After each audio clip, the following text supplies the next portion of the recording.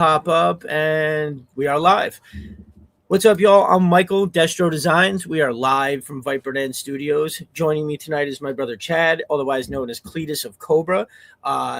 We've been, gotten close with him over the course of the last year, like so many other people in the community. And this was, we started talking about it maybe a couple months ago, trying to come on, and we're both busy people, so sometimes it's hard to pinball a little bit. But finally, you made it. Thank you for coming, brother. I greatly appreciate it. Absolutely glad to be here. Thank you so much for having me.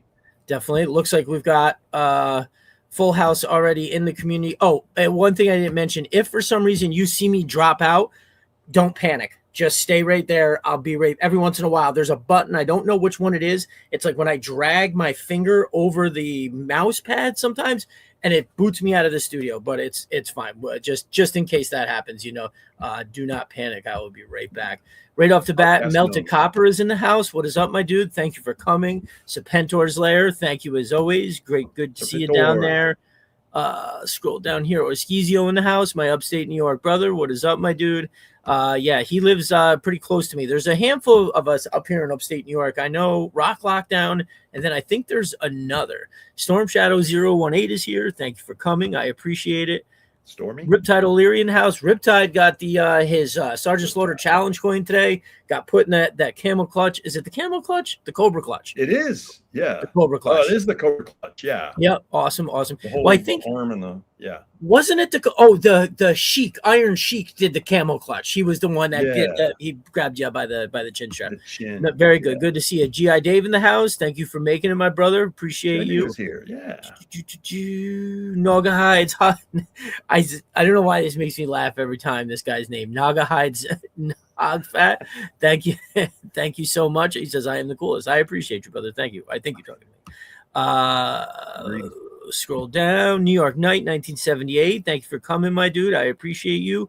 Mac Jackson from the This Never Gets Old podcast, from the Save the Stargate campaign. And he does a blog. I actually mentioned me in the blog the other day. It was awfully nice of you. Thank you for coming through, brother. And guest of the show was that a month ago? Dude, I can never remember. I was talking to somebody earlier in the week, and I was like, yeah, you were on. That was like 5 or 6 weeks ago. He was like, dude, that was 4 months ago. It all kind of blends together a little bit, but I remember them all. Just they feel like they're spread apart a little bit, but yeah. All right, welcome in, y'all. Glad you can make it. It's been, if anybody has saw or seen anything, we had weather last week. Viper Den Studios was getting bombarded by Mother Nature. Everything has worked out fine. I actually got another dehumidifier just to take, because it was like I felt like for a day there was just like that odor, and so I got another dehumidifier. Everything is good.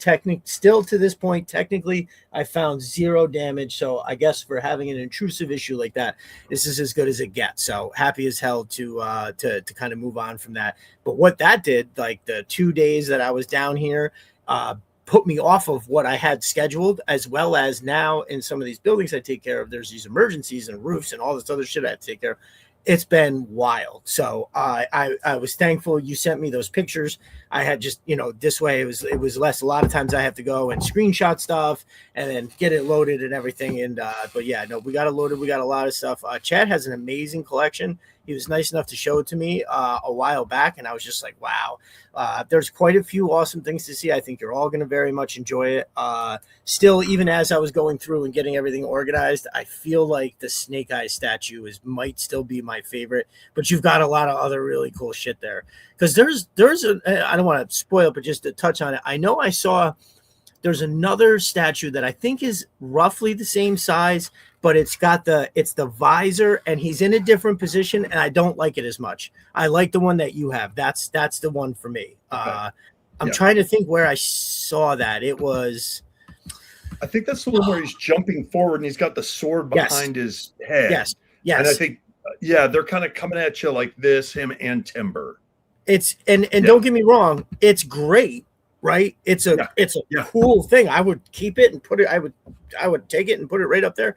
But I don't know. I like there's just something about the goggles that I always kind of liked a little more, but it looks really great on yours. And I don't know. And Timber looks great. So, statues ain't normally my thing, but that one is awesome. And then I can't remember the name of the company. I think it might have been 30 or Iron Studios is who it was. They did a Cobra Commander on a throne, and he was leaning forward, like one hand on his knee, and it was, the statue was fixed, but the throne itself was so unbelievably detailed. Yeah. If you've seen it, you would know it was like $300, and it was when I first got into collecting, and I was like, man, that is really incredible, but I don't think I can buy that. That's a lot of classified figures. But it looked great. It was awesome. It was a good one. But yeah, that Snake Eyes one you got is the shit. Shout out to our brother. Oh, there he is. He just popped in. I was just gonna say, shout out to Big Red. He just moved his him and his wife back to where he started, which I admire that greatly. That's one of those things where, like, where you are is important. If you feel like you need to be somebody else, like to your core, to the point where obviously it is whatever about where they are now back to resonated with them so much that it compelled them to move all the way back. And everybody that's moved, especially as an adult, knows it sucks balls. It is not fun. You're basically at the only saving grace is at this point you have to pay kids to do it. And not like your nephews and shit for $50. You got to pay a company to like move your shit. Because like I tried to think about it the other day. I'm like, I move my tools from the shop to the truck every day, in and out. And I think if I moved from here, number one, I'd be excited because it would mean I was getting a nicer, bigger house. But if I had to do that again, I don't think that the only thing I'd be moving is this shit. I will box this. I will drive this over to the new place. Everything else, and please, and my tools, the shop, I'd have to move that too. But like everything else, it's to have the kids get out the tape, box it, and leave it by the door for the moving company. So I had an aunt that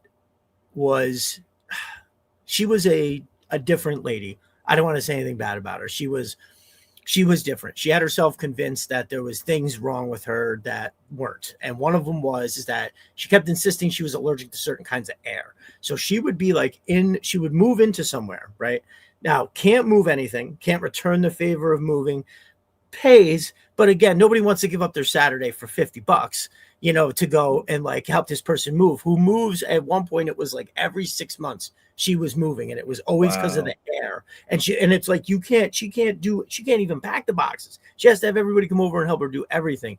And then the very last time, I'll never forget, one of my uncles was like, that's it. Ain't none of us coming anymore. Whatever. I hope this is the one that you like, because this is it. Either call a moving company or stay here, because those are your options. And it was funny. It's like one of those things, as a kid, I always looked at her. I was like, yeah, she's a little weird, but like, she's really nice. Why did my dad and like all my uncles seemingly hate her so much? And then you grow up and you go, oh, that's why you're a snake. You smile all the time and everything, but you are I don't want to sit here and sound like I'm shitting on my aunt, but it's just like, I've never met anybody that's so like that. And then she had the nerve to act like she didn't know what any of us, what my uncle was talking about. Oh, they enjoy coming here. He was like, nobody wants to come here. We just did this like 4 months ago, and like nobody wants to. He's like, they're your nephews. They're being nice. And I have a big family, so it was like not everybody. It wasn't like me and my 3 cousins every time. It would be different people at different times. But it was just, I got totally derailed there. But it's just so funny. It just came up recently, and I was telling people about that, and they were like, yeah, that's crazy. Every 6 months, like, what are you talking about? She also had my cousin believing that shit too, that he was allergic to stuff. Poor kid. He was like super smart. He graduated like high school early, and then as soon as he got out of that house and went to college, he let it fly. Because if you don't have those years those years to socially make mistakes, right? Like, it was like he wound up in college drinking mistakes like he was 11, trying shit he shouldn't have been trying, doing stupid shit. But he got it all straightened out. He's good to go. And honestly, nobody blamed him. Everybody understood. We were like, all right, but here's what you got to do now. Get better at that. Yeah. So my daughter's great grandmother on her mother's side was one of those women who like called the ambulance once every 2 months because something was wrong. And it turned out it was just, she liked the attention.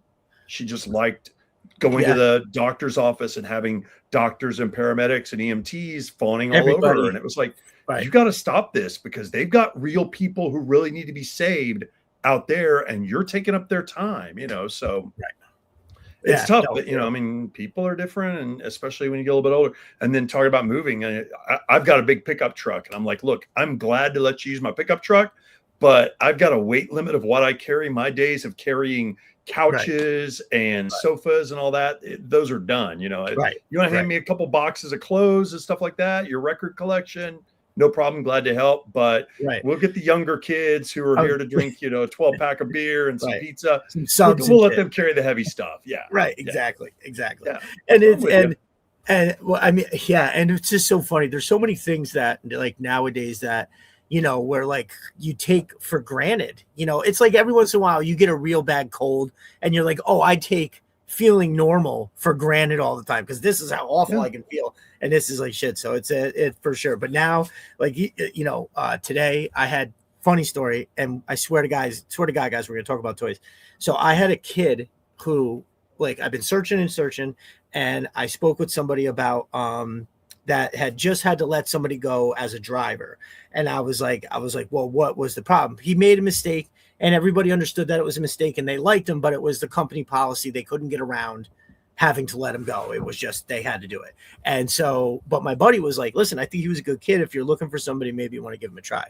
So I called him, made arrangements for him to meet me yesterday at 1:00 in the afternoon. I was like, listen, the dumpster's not going to get there till later in the day. Why don't you show up? I was like, I'll have everything ready for you. You come then. He was like, absolutely. And I told him, I was like, I'll schedule a shift for you to do next week and the whole thing. I'll keep you busy. And then then I didn't hear back from him. He was supposed to call me back about something. I didn't hear back from him until Friday, about an hour and a half before he was supposed to show up. And he was like, oh yeah, my mom needs me to clean the stable and bring her horse to the vet. And I was like, I've heard a lot in my ears.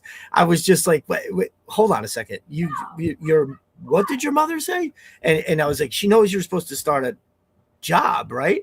And yeah, 100%. So I was like, listen, I can't try to wonder if you're going to show up or not based on what your mother may or may not need you to do. And I was like, I would try to get away from that. Whatever. I said, it's just a little advice. I would try to get away from that. I ain't telling nobody what to do, but like, anyway, so again, people are weird, man. Thought that was strange. Definitely. Yeah. So Big Red making that move. God bless you. That's what that started with. Hey girls, you going to bed? Okay. My kids came down to say goodnight. Here, give me a hug. I love you. You never ate this. I will. Honey, I've been talking, but I will. All right. Well, have a good night. All right. I love you both. So yeah, Big Red, shout out. Glad you made it, and you are enjoying the fruits of your labor. And I hope it's everything that you need it to be for sure. That's what's up. Good night, girls. I love you. Just another jerk is in the house. What's up, my brother? Thank you for joining us. I thought there was somebody else. Jerk.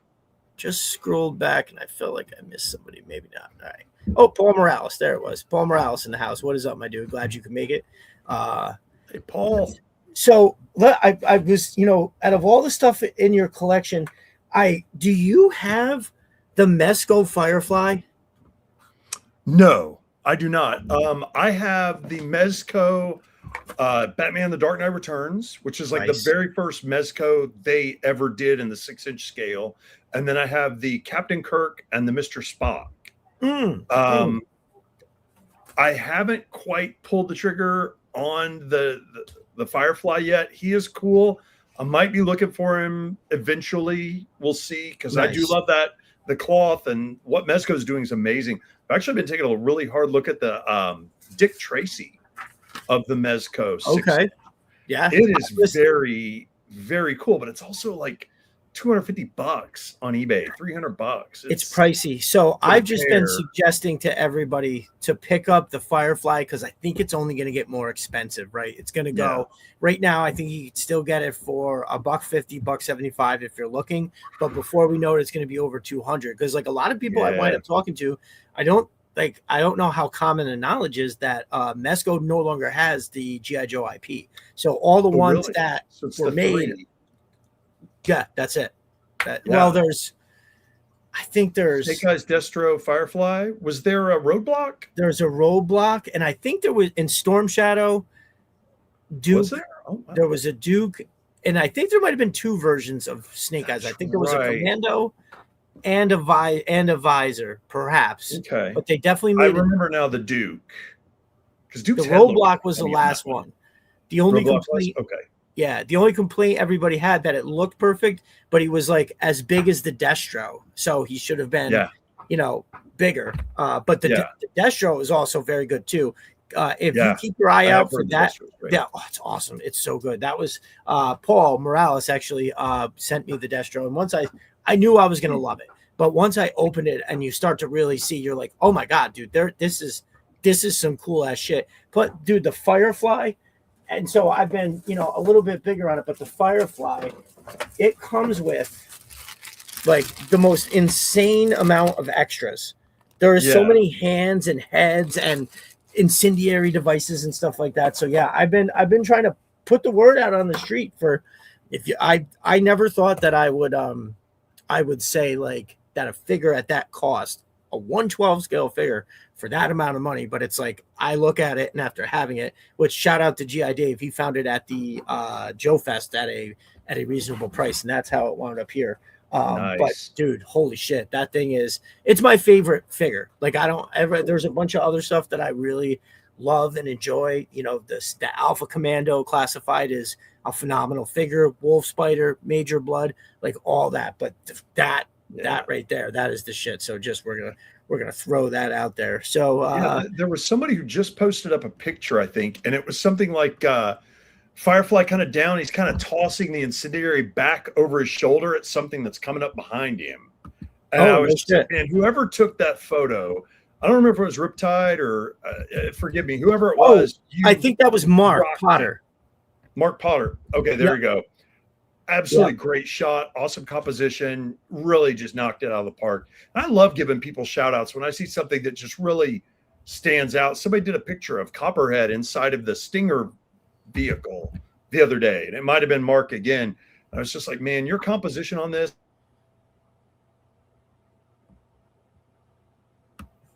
Oh, I think you froze up, brother. Standout line. Oh, there we go. So anyway, here we are. Oh, nice. Yeah, that I think I know which one you're talking about too. And there is definitely some incredibly good kick-ass photographers. Like, granted, most of us are all amateur on some level, right? You get guys like Mate Mylar, Complete Carnage. He seems to take just incredible figures. Mate's the best. He's always been my favorite, but there's a couple other guys that are like right there. Over on Instagram, Yojo Collectibles, that dude turns out a whole bunch of shots too, and they're all very good. He has good song selection. He likes a lot of some of the crazy metal music that is not very commonplace for people to know. So that really, but he's you can do so much with just panning the camera around your figures in the right way. Oh, all right. Well, it looks like we lost Chad for a sec. I'm sure he'll be right back. No worries. There he goes. I got dropped. I don't know what happened. Oh, I'm not sure either. Everything appears to be going good. Somewhere. I have no idea. No problem, brother. We'll always have. That's all you got to do. Just click right on the thing, and we'll get you right back in. That's what's Thanks, up. Cox Internet. We appreciate it. That's our Las Vegas internet out here. I was just gonna say, you're out in the old desert there. Is that a do you I know a lot of people have to use like Starlink and stuff like that out that way? Is that? Well, we're in Las Vegas, so fabulous Las Vegas. So nice. We actually, but we've only got one company, so it's Cox, COX, right? And the jokes write themselves. But they were saying we're going to get Google Fiber eventually. Nice. So when that happens, my wife is the real tech head in the family. Whatever is best, she will get us hooked over onto that, and that's what we'll That's awesome. We looked at getting Starlink at one point because we wanted to, go out. We do like to go camping and stuff like that, and we kind of go out into some remote areas. Right. It's like, well, it would be kind of cool to be able to have a little portable Starlink setup. That is cool. We haven't done that yet, but we'll see. The prices are starting to get there. It's pretty impressive. Agreed. What they can do, yeah. Well, so when we have people on, I like to do a little bit of like the GI journey and start, back at the beginning. And we've heard some pretty interesting stories. Some people have grown up like overseas and they were getting those versions of things, but we're always aware, which I'm trying to think, who was it that was just here saying they lived in Germany? Oh my God, I could kick myself for not remembering. But there's been somewhere in the past couple months we've had some pretty good GI journeys. So did you grow up out? You didn't grow up out that way. I think you told me this before. Yeah, I'm from Lexington, Kentucky originally. That's right. That's I'm a right. Kentucky Very cool. boy. Yeah. Yeah. Nice. Nice. Yeah. Yeah, God's country. I think if there's quite Yeah. a few of us from the community live out there. Yeah, Yep. That's absolutely. what's up. It's beautiful out there. It is, like you said, it's God's country, home of fast woman, beautiful horses, they say. Yeah. So, but the official alcohol of the United States, bourbon, made right there in Kentucky. So, Right. Absolutely. yeah. So I was born in 73. So GI Joe hitting in 81, 82 was kind of right in that perfect wheelhouse. I was kind of exactly who they were aiming at. Right. The Star Wars generation, Generation X, and all that stuff. So definitely remember seeing them the first time, and the very first time saying, why would anybody want these? There are Star Wars figures to be bought. Right. But then, you start looking at the figures a little bit closer and you say, oh, they bend at the knees, they bend at the elbows. Look at all the accessories they come with. That guy has a helmet, but he's also got a visor on his helmet, and he's got a backpack, and he's got a bazooka. That's really cool. And then the vehicles started coming out, and I'd say I pretty much fell in love within about 2 months of seeing them. And first Christmas, asked for everything GI Joe, and kind of pretty much got it. I was kind of lucky. Kind of dropped off of the Star Wars thing too. I was never like a really hardcore Star Wars collector. I mean, I had stuff. I had a Millennium Falcon and the ATST, the Scout Walker, but that was kind of about it, figures. But I was lucky. I had very generous parents, and I got almost everything from the very first wave. I remember Zap was my first figure. We got to open like one gift before Christmas, like on Christmas Eve, and I got Zap. And then the very first vehicle I ever got was the HAL. But I quickly got everything else. By the time the day was over, I had all four of the major vehicles, the, Vamp and the MMS and the tank and all that stuff. So that was really cool. The only thing I didn't have was like the Sears exclusive stuff because, we just didn't even really know that existed. But but it was cool. And, I joined the GI Joe club, and I got the headband. If everybody remembers the red, white, and blue headband that had the GI Joe written on it in black, and the wristbands as well. And I collected all the flag points, and I collected all the cards. And so when I think it was Cobra Commander was the first person you could buy with they had the mailing card, and you could get Cobra Commander. And one thing that I very, very acutely remember was the writing on the area was so small. The zip code line was like a half an inch, 3/4 of an inch.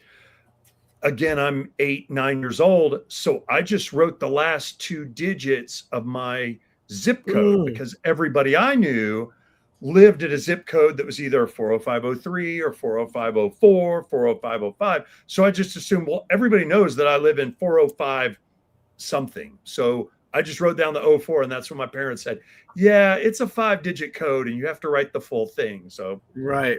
Chad learned about zip codes that day, Yeah. So man, that's a tough lesson to learn.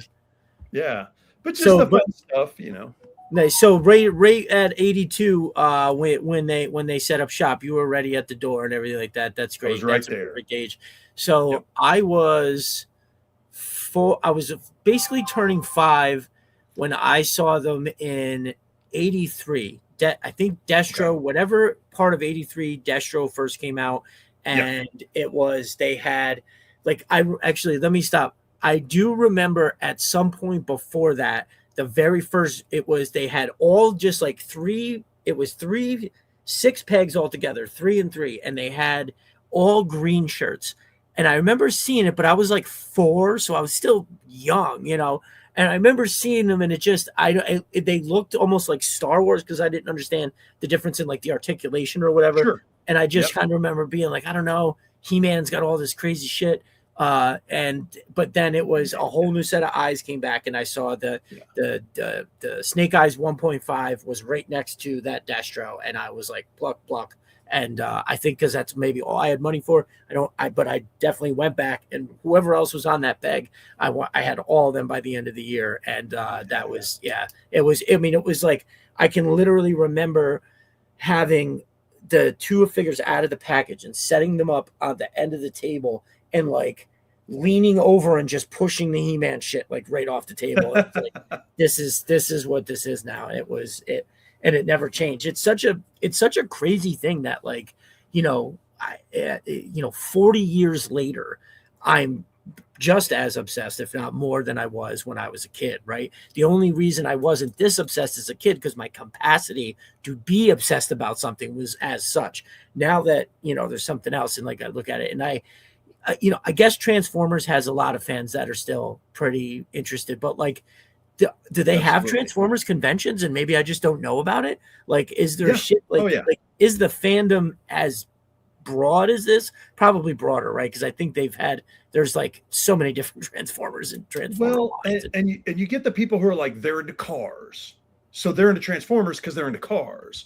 They're into jets and stuff like that. Whereas like G.I. Joe, you're kind of into it because you're into G.I. Joe, and I think that's something like, it's kind of like Transformers to me is sort of like, it kind of overlaps with sneaker culture and like street culture, things like that. In my opinion, at least, like I see a lot of guys like the Transformers collectors are more like the kids who are into that kind of stuff. Like, oh, I got to go get the newest Nikes and stuff like that. Right. I don't really see that with, like, honestly, I'm going to be honest, the guys who are more into G.I. Joe that I see are a lot more like you and me. It's like the balding dads with the little bit of a gut, and stuff like that, and right. God bless us. But, so yeah, it's funny when you say I wasn't as obsessed.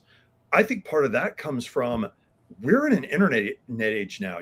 All my friends who are into G.I. Joe live, almost everybody else. There's one guy who lives down in Henderson that I'm aware of, and we talk a little bit, but outside of that, it's all global for us. We've got friends in England now and things like that, and Canada and so forth. Whereas back in the day, it was whoever was at your school who was into these toys also. You bring up Destro. I got two quick stories for you on Destro and Snake Eyes. Snake Eyes, my favorite character of all time. Sorry, Cletus, cover your ears. But I remember getting Snake Eyes, and I was obsessed with him and his gun, which I called the UZI gun, because on the packaging, it's spelled Uzi, capital U, capital Z, capital I. So where I came from, if something's, it's like USA, you say USA, you don't say USA. So I looked at the Uzi and I'm like, oh, it's the UZI gun. So for years, I'm calling it a UZI gun. I mean, probably in my teens. And then for Destro, again, you were 5 at this time. I'm probably 10 now. Destro came out pretty much right at the same time as the Styx song, Mr. Roboto.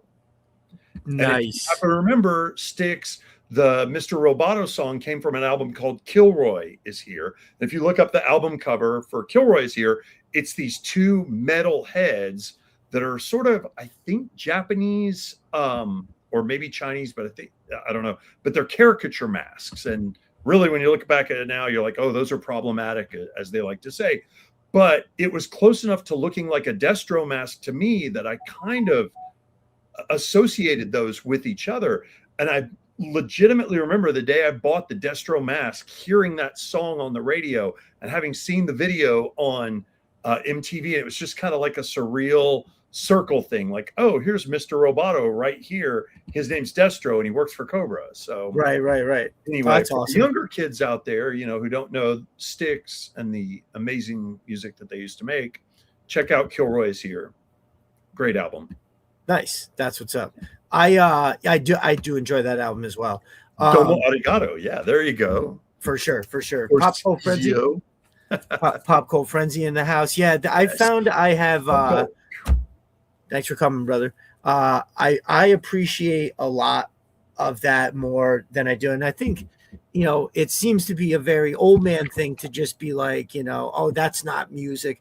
But let's be real, a lot of what's on you're hearing today is not that great, especially when you start talking about auto tune and like all this other stuff. I don't know. I'm definitely waving my stick, right? I'm waving my cane off my porch without a doubt.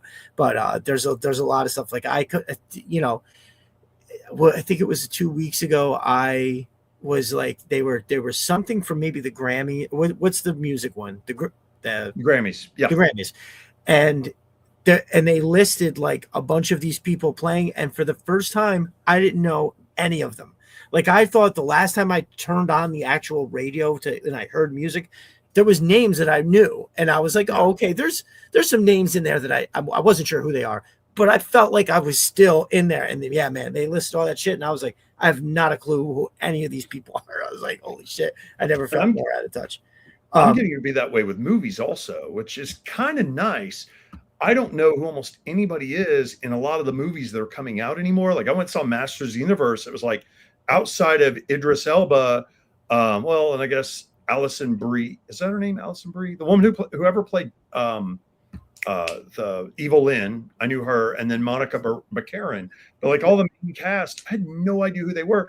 But it does kind of help me suspend that disbelief when it comes to movies. Right. Because, it's like I watch a Robert De Niro movie. And I'm like, oh, there's Robert De Niro. Oh, there's Al Pacino. I can't suspend that disbelief anymore the way that I could about something that's a lot more modern. So it's kind of nice being in the dark a little bit. But for sure. I mean, we all have to real quick. 610 Yojo Daddy in the house. Thank you for coming, my brother. He says, smash that like button and subscribe. Blue Pay Squad birthday dinner at with my twins. Well, I also have twins, my brother. I have twin girls. They're going to be 12 in December. So enjoy that birthday dinner, dude. That's that good shit right there. But thank you for swinging through, my dude. I appreciate it. So throw that up there. Family over everything. Absolutely. You had said something about the about how you were like, oh, Snake Eyes my favorite character, but Cletus, cover your ears. It's interesting because it sounds a lot like how, like whenever I talk about my favorite characters, I always say my favorite is like it's Beachhead and Alley Viper, Shockwave, and I feel like Snake Eyes for sure is just above any lists. We all know it's like he's the coolest one, and everybody likes him. So if you want to just put him above the list and it's just as a given, I think that works. I put Destro up there as well because I hold them in the same regard. If you want to say Firefly, couldn't agree more. Like I think it's actually he's also like he is as Brother Mark from the Monday show. Destro is my spirit animal. He says he's the Boba Fett of GI Joe, right? He's the mysterious one. That's a good call. Yeah, like it's a great 1-to-1 there. So I feel like he could be up there too. But yeah, so that was interesting that you had said that. Like, yes, of course, Snake Eyes is my favorite one. Yeah. That's but also this one is very cool too. And I think pretty sure I know the answer to this. How do you like your Snake Eyes? Like me personally, I'm a 65% commando, like 35% ninja, or even 70-30, right? It's somewhere right in there where he's a commando that has ninja training. It's not, I've come to like because like I have the 00 Snake Eyes, courtesy of Brother Rip. Thank you very much. Like that is an amazing figure. And so the way I do it for photos is it's going to mostly be the commando guy, but he's also going to be like kicking doors and doing things like that, right? Like actually shooting it out like for real. But then there's times that maybe you got to get in and out of somewhere really quiet. Maybe they don't, whatever, they don't even need to know that you're there. Then he's got the visor. He's about being quiet and sneaking. Now I do like that, the look of like the version 4 or this one. I actually have it right here. It's my only 12-inch. There it is. Yeah. Nice. Again, something else. Again, courtesy of Brother Dave. This I saw Kalel 327 had one of these, and I was like, man, that's like my favorite version of Snake Eyes. Look at how much he's got going on here. He does have not one but two swords. His what would you call his signature weapon, and I was like, man, that's that Uzi eye gun. Yeah, his Uzi eye gun. Yeah, that's a good one.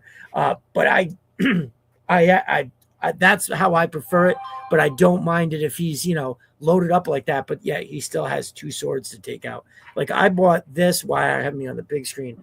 I got this from Gridiron, and it was his special loadout. So it's got like the katana, it's got the Nice. grappling hook, a couple grenades. I actually broke the tab off the side because you could put the UZI on there, and he Yeah. came with a giant crossbow.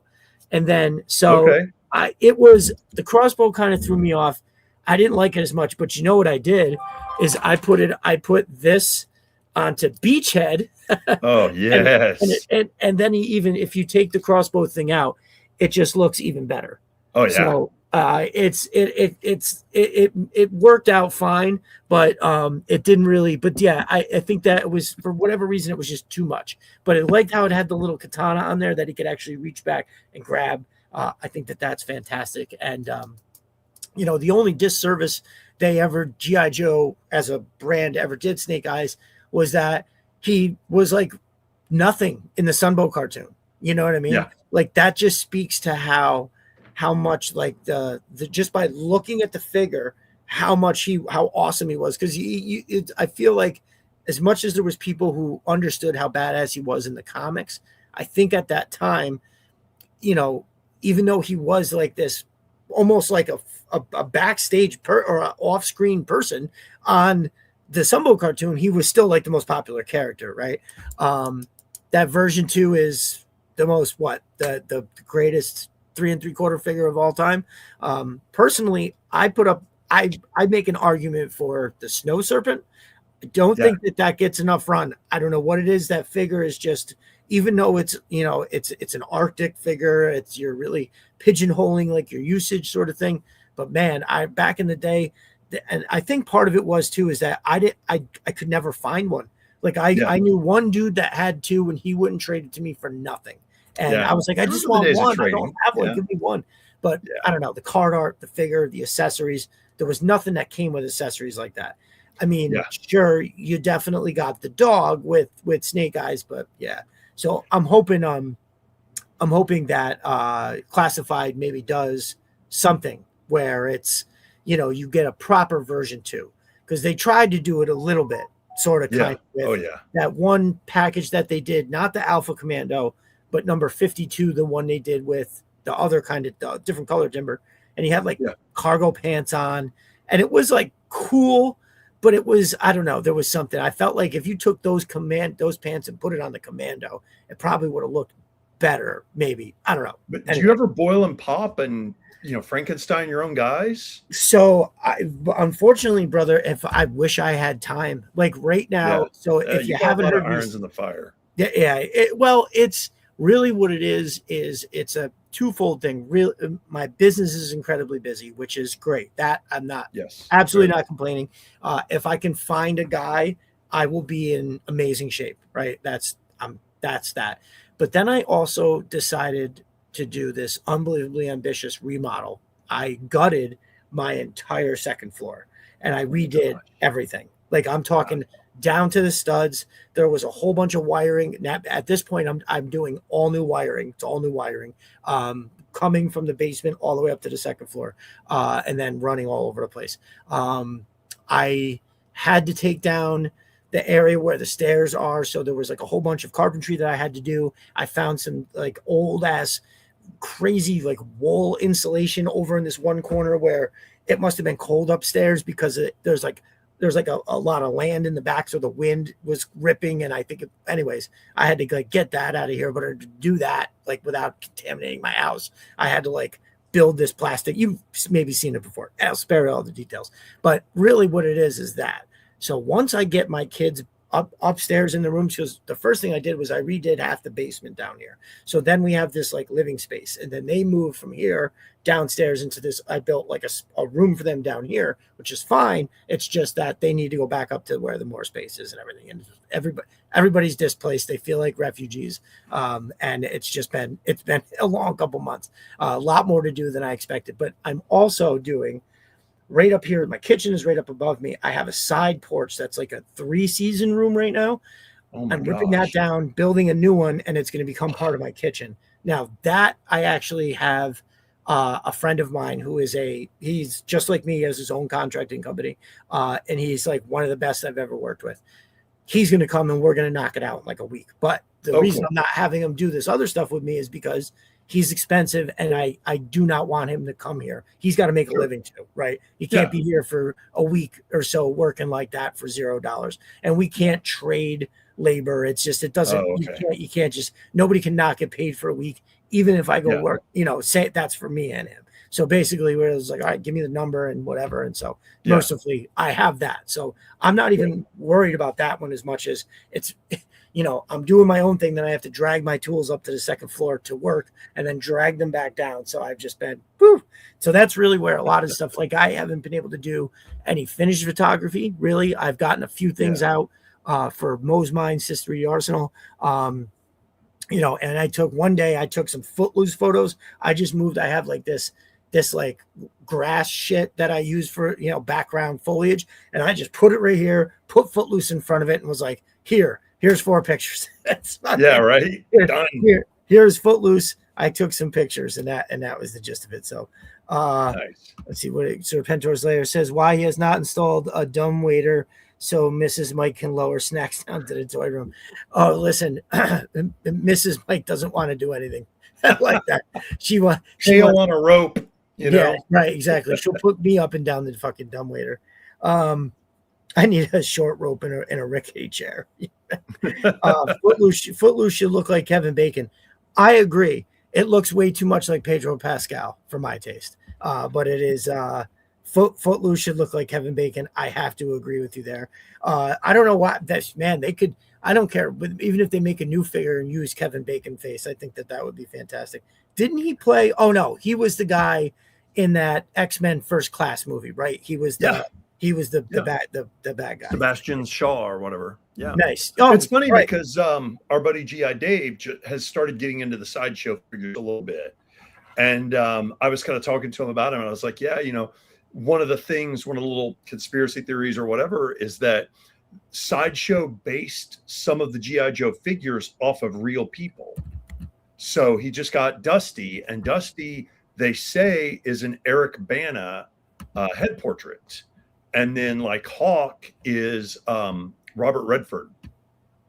Okay. So anyway, if you're, for people who are into that, looking up the Sideshow figures are starting to drop in price. Which is crazy. Yeah, well, it's kind of nice though. The line's 15 plus years old, and if Classified wasn't going the way it was, maybe they'd still maintain that value. But fair. A lot of people just lost. I'm not buying 12-inch figures anymore. I'm pretty much all in on Classified and Monster Force and things like that. So right. I don't really seek out sideshow stuff anymore. Melted Copper says X-Men First Class is the best X-Men film. It's like James Bond meets X-Men and the Cuban Missile Crisis. I think I agree with you. I'd have to have them in front of me. I know I like one that most people don't like. That one, the Apocalypse, the Age of Apocalypse. I think the beginning is very good and it kind of whatever as it goes. But I thought that one was okay. The ending was a little drawn out and silly, but whatever. But yeah, I don't know. I think right now I'm going to agree with you on that. I'd have to really go back and take a look. I think those first ones, is that what you're talking about? Shame they brought Bryan Singer back in that reference is better than JFK. I don't know why. I don't know why they made that one. Actually, speaking of JFK, I actually just watched that whole the Oliver Stone film. I haven't seen that in a very long time, dude. That movie is fucking amazing. And as you watch it, and you're like, oh yeah, that's definitely what happened. There's no doubt in my mind. That's for sure. Nothing we could do about it, but that's definitely what happened. Hilarious. We all know it was the comedian that made the first shot anyway. Yeah, right. Right. Yeah. We've all yes, exactly. That's one of my all-time favorite movies, man. Watchmen was phenomenal. I mean, part of the respect I have for it is that it's seemingly like why can't they make a G.I. Joe movie like that? Just go by the fucking book. Just give us the book in film form. Sure, you're gonna have to fold something here or there to get it all squeezed in or whatever, but like they made a 3-hour movie. It was fucking great. I can start watching that from any point all the way through. That movie Yeah. is phenomenal. Did you And the ever used book, to watch? Oh, sorry. Go ahead. no, I was to say the book is great too. Yeah. Oh, the book's amazing. And later on, you'll bring it up. But Dave Gibbons, artist of Watchmen, he's drawn Cletus. Oh, nice. Okay. So yeah. Yeah, I think, let's see. I'll have to, I got them all labeled. Well, speaking of which, that's fine. We're going to crack in. Now, I don't have them in any particular order necessarily, totally but fine. we're just going to kind of go through. So I have, real quick, before we go, I tried to put them. Yeah, I tried to put them in order a little bit. Let's, hold on. Let me go to this. But before we get going, one little shout out here. I wanted to point out also, did you ever watch the show The Last Ship on TNT? Because if you haven't, buy it on digital. If you don't like it, I'll give you your money back. It is the closest we're ever going to get to a G.I. Joe show. Okay. I think it's season. Okay. It's basically about the first season is about this small little cruiser battleship. I don't know what just small little ship, probably complement crew of like 150, 200 people. And they're up in the Arctic helping this doctor do some research. And they're completely silent and they're running drills up there. So they're completely radio silent. And finally they finish up the stuff and they come back and Earth is completely devastated. And this pathogen is broken out and killed like 95% of Earth. And they basically figure out they are the last ship in the American fleet. Huh. And the doctor they have on board might hold the key to the cure. And it just no goes shit. And it brings in, like, every once in a while, they'll find somebody from a different military, like the Israeli military or something like that, and they'll kind of join. So you get all these little cross disciplines, like there are naval people, but there are also some army people. So you're totally seeing like shipwreck and torpedo, but you're also seeing like grunt and footloose and stuff like that. That's cool. Really, I love it. I don't know how many people out there have seen it. I don't know, but man, for me, I was just like, this is the G.I. Joe show I always wanted. And like I said, it ran like 4 years. It's good stuff. Check it out. Nice. Pop Gold Frenzy says he's it says it's on Netflix and he's watched 2 episodes so far. So yeah, let's get into that. I love it. One of the characters on there is played by a guy named Jocko Sims, and he's actually playing the doctor on the new Little House on the Prairie on Netflix, actually. New Little House on the Prairie? Like a reboot? Oh. Yeah. My wife, dude, they like almost kill that family every single episode. Every fucking episode. Every episode, the family on Little House on the Prairie is in peril of dying. It's crazy. Dude, it's pretty cool. My wife and I like binge watched the first 4 episodes. We're like, this is actually really, really good. She knows a lot about the history of the real people that it's based on. Okay. So I did. I grew up with like the show from the 70s. But my wife's able to tell me, she's like, oh, yeah, the mom was actually a very well-heeled woman and she was in society and so forth back in Wisconsin. And it was the dad. He you're talking about your grandmother who wanted to move all the time. Apparently the dad wanted to move all the time, too. Like he was very ambitious and he always had these ideas for things that were going to work. But at the same time, he didn't want to live near anybody. So anytime a town would get too big, he's like, all right, come on, we're packing up. So apparently they moved constantly across the prairie. So anyway, that's fun. But yeah, Little House on the Prairie on Netflix. Well, dude, so really... as a kid, I feel like my family used Little House on the Prairie episodes to make you be happy with what you have, because like it was. I mean, and I think it worked. I think it worked in a way, like it was like, I remember my grandfather was very big on that. Like I wish I could remember the exact saying, but it was basically like, the key to happiness is being happy with what you have. I've expanded on that by saying, always strive for more, but you got to be happy with what you have, right?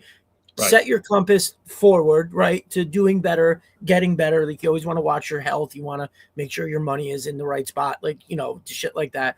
Make sure you're helping people. And if you're doing that, like it's all going to fall into place for you. But you have to look around and be like, oh my God, thank God I have this. Thank God I have I have both my arms, both my legs. I can use this shit. Like it's, right. I have a roof over my head. There's food. Like that shit's for real. The collection. Even like now, having any level of financial stability in an economy like this, I think is also something you should be incredibly thankful for, because it is tough. I do a lot of property management. So I've always seen, people from every walk of life. I have guys that own, I do stuff, and this one guy owns I think it's worth like 2.4 million, right? And like he rents it to doctors who come through the hospital that's local. They do a residency, they stay for 2 years, shit like that, they move on. Yeah. And so I work in houses like that all the way down to, basically, I don't want to say as poor as you get, but close. I go into places like that sometimes, and it's everybody's got something to say about the economy. So it's be on top of it. Our brother Jesse is here. What is up, my dude? He says gratitude is free and key. I agree. That's what's up. 100%. What is financial stability? I think that's a whole other conversation, but it's a good question because, I guess seeing as how there's a lot of Joe stuff that I don't have, then maybe I'm not as financially stable as I want to be. Maybe once I have enough money for all that and to, do everything else, we will see. But as time goes, we will do that. So I kind of skipped ahead just a tiny bit. So when you were growing up in Kentucky, were GI Joes were your favorite? You kind of had got there. Yeah. You went through some of the beginning stuff. Did you have anything stick out as favorites? Any of them figures stick out as like, man? I mean, I know Snake Eyes, obviously was always loved. Well, and again, like, when you talk about like, oh, Snake Eyes is everybody's favorite. Well, a lot of people got to be Snake Eyes' favorite because of the cartoon or because of the comic books. But for some of those, I would make an argument like for some of us who started in '82 when the comic book didn't quite exist. Like I didn't find the comic book until issue number 8, and that was at a grocery store. And then I didn't see another one until issue 15, 7 months later. So the comic books weren't even there that much. I finally figured out, we do have a comic book shop. Who knew those existed, in my hometown. Right. But so for me, whenever we played, I liked Snake Eyes just because of the gun, the demolition pack, the cool look. I didn't know the story behind him. We didn't have the cartoon to base off. So I always say I was an old school, Snake Eyes fan. I can still claim him as being my favorite without being a bandwagoner, so to speak. But yes, I always loved Recondo. Recondo to me has like the quintessential GI Joe look. He's got the camouflage, he's got the mustache, he's got the hat, he's got the cool gun. He's dirty, he's rough. He doesn't sleep or shave for 3 weeks because he's out in the woods. And then I always liked having the girls. I always liked having Scarlet on my team and CoverGirl on my team. I always thought that was cool. The Stinger Driver was a big favorite of mine. And then when it came to time to play, the first thing I almost always picked was the Whale. Because the Whale had so many weapons on it and you could pack so many guys on it. So I'd get like the Whale, and then I'd grab like a small vehicle like the Ram motorcycle, and then maybe like the jump jetpack, and I'd be good to go. I'm like, whatever I need, I've got it. I can land, sea, air, I'm good. Definitely. So those are kind of things. And Ram Cycle jetpack, those were smaller. Yeah.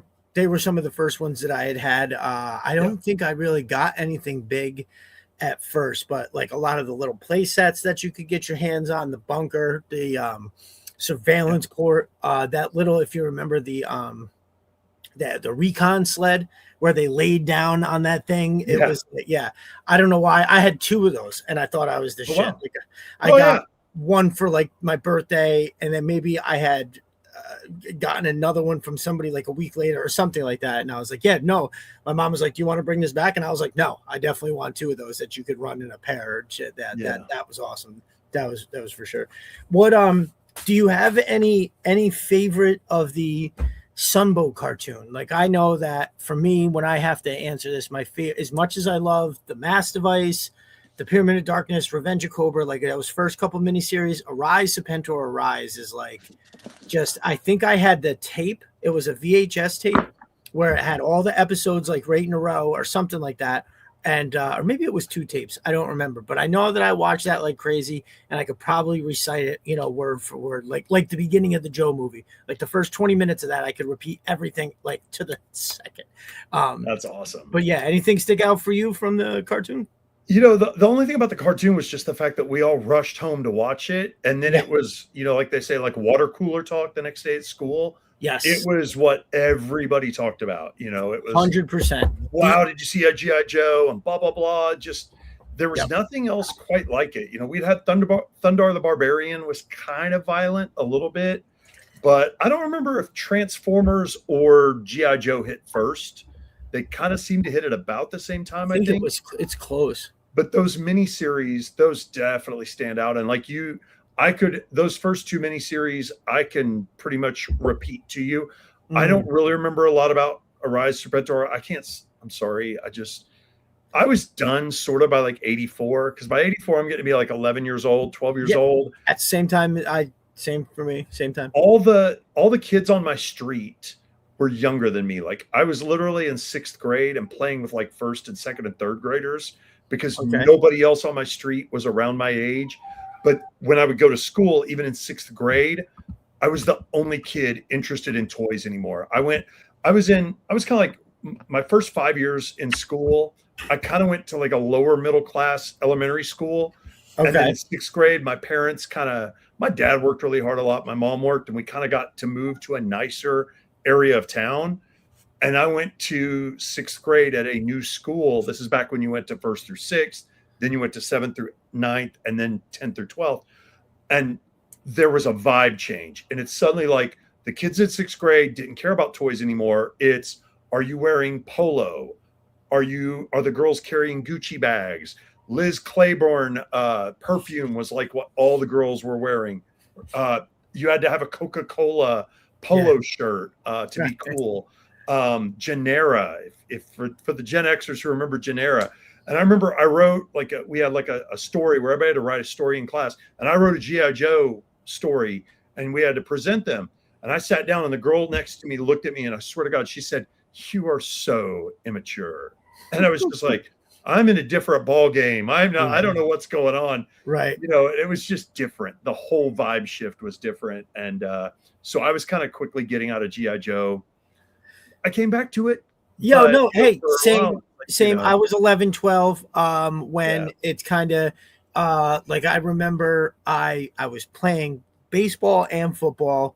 Yeah. Pop Warner back then, it was full contact at 9 years old. It's not like that now, but I had been playing Pop Warner contact football for a couple of years. I was always played baseball. And then like all in this one summer, I kissed a girl, had a beer, smoked a joint like until later on. And it was like, yeah, it was a little early for all that. My town is crazy. But it Okay, was little Bruce Willis. right.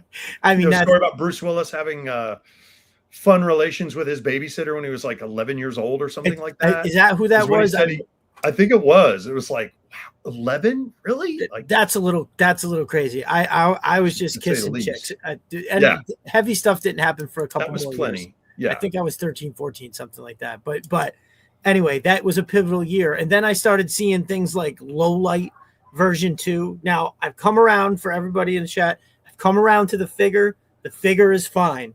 I wish they called it something else. It doesn't remind me of Low Light. The figure is fine, but the card art is one of the most god awful things I've ever seen. It looks like he looks like he belongs in remember the Blue Oyster bar from Police Academy, when like yes, he looks like he's going into that.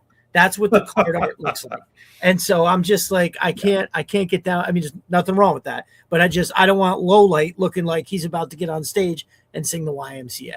And the card art was terrible. But and then there was Low Light.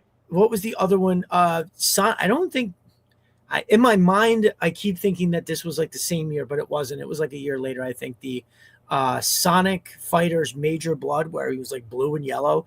Again, with all the grenades all over his body. Yes. Yeah.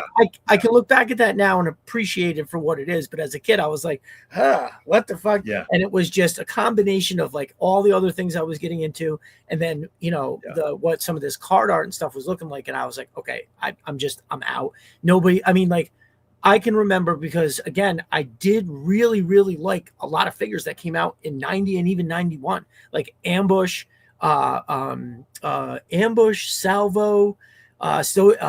even I think Shockwave and Alley Viper are like 88, 89. But if I went back and look, if I had the list in front of me, there was a lot of figures in 89, 90, 91 that I still really, really liked.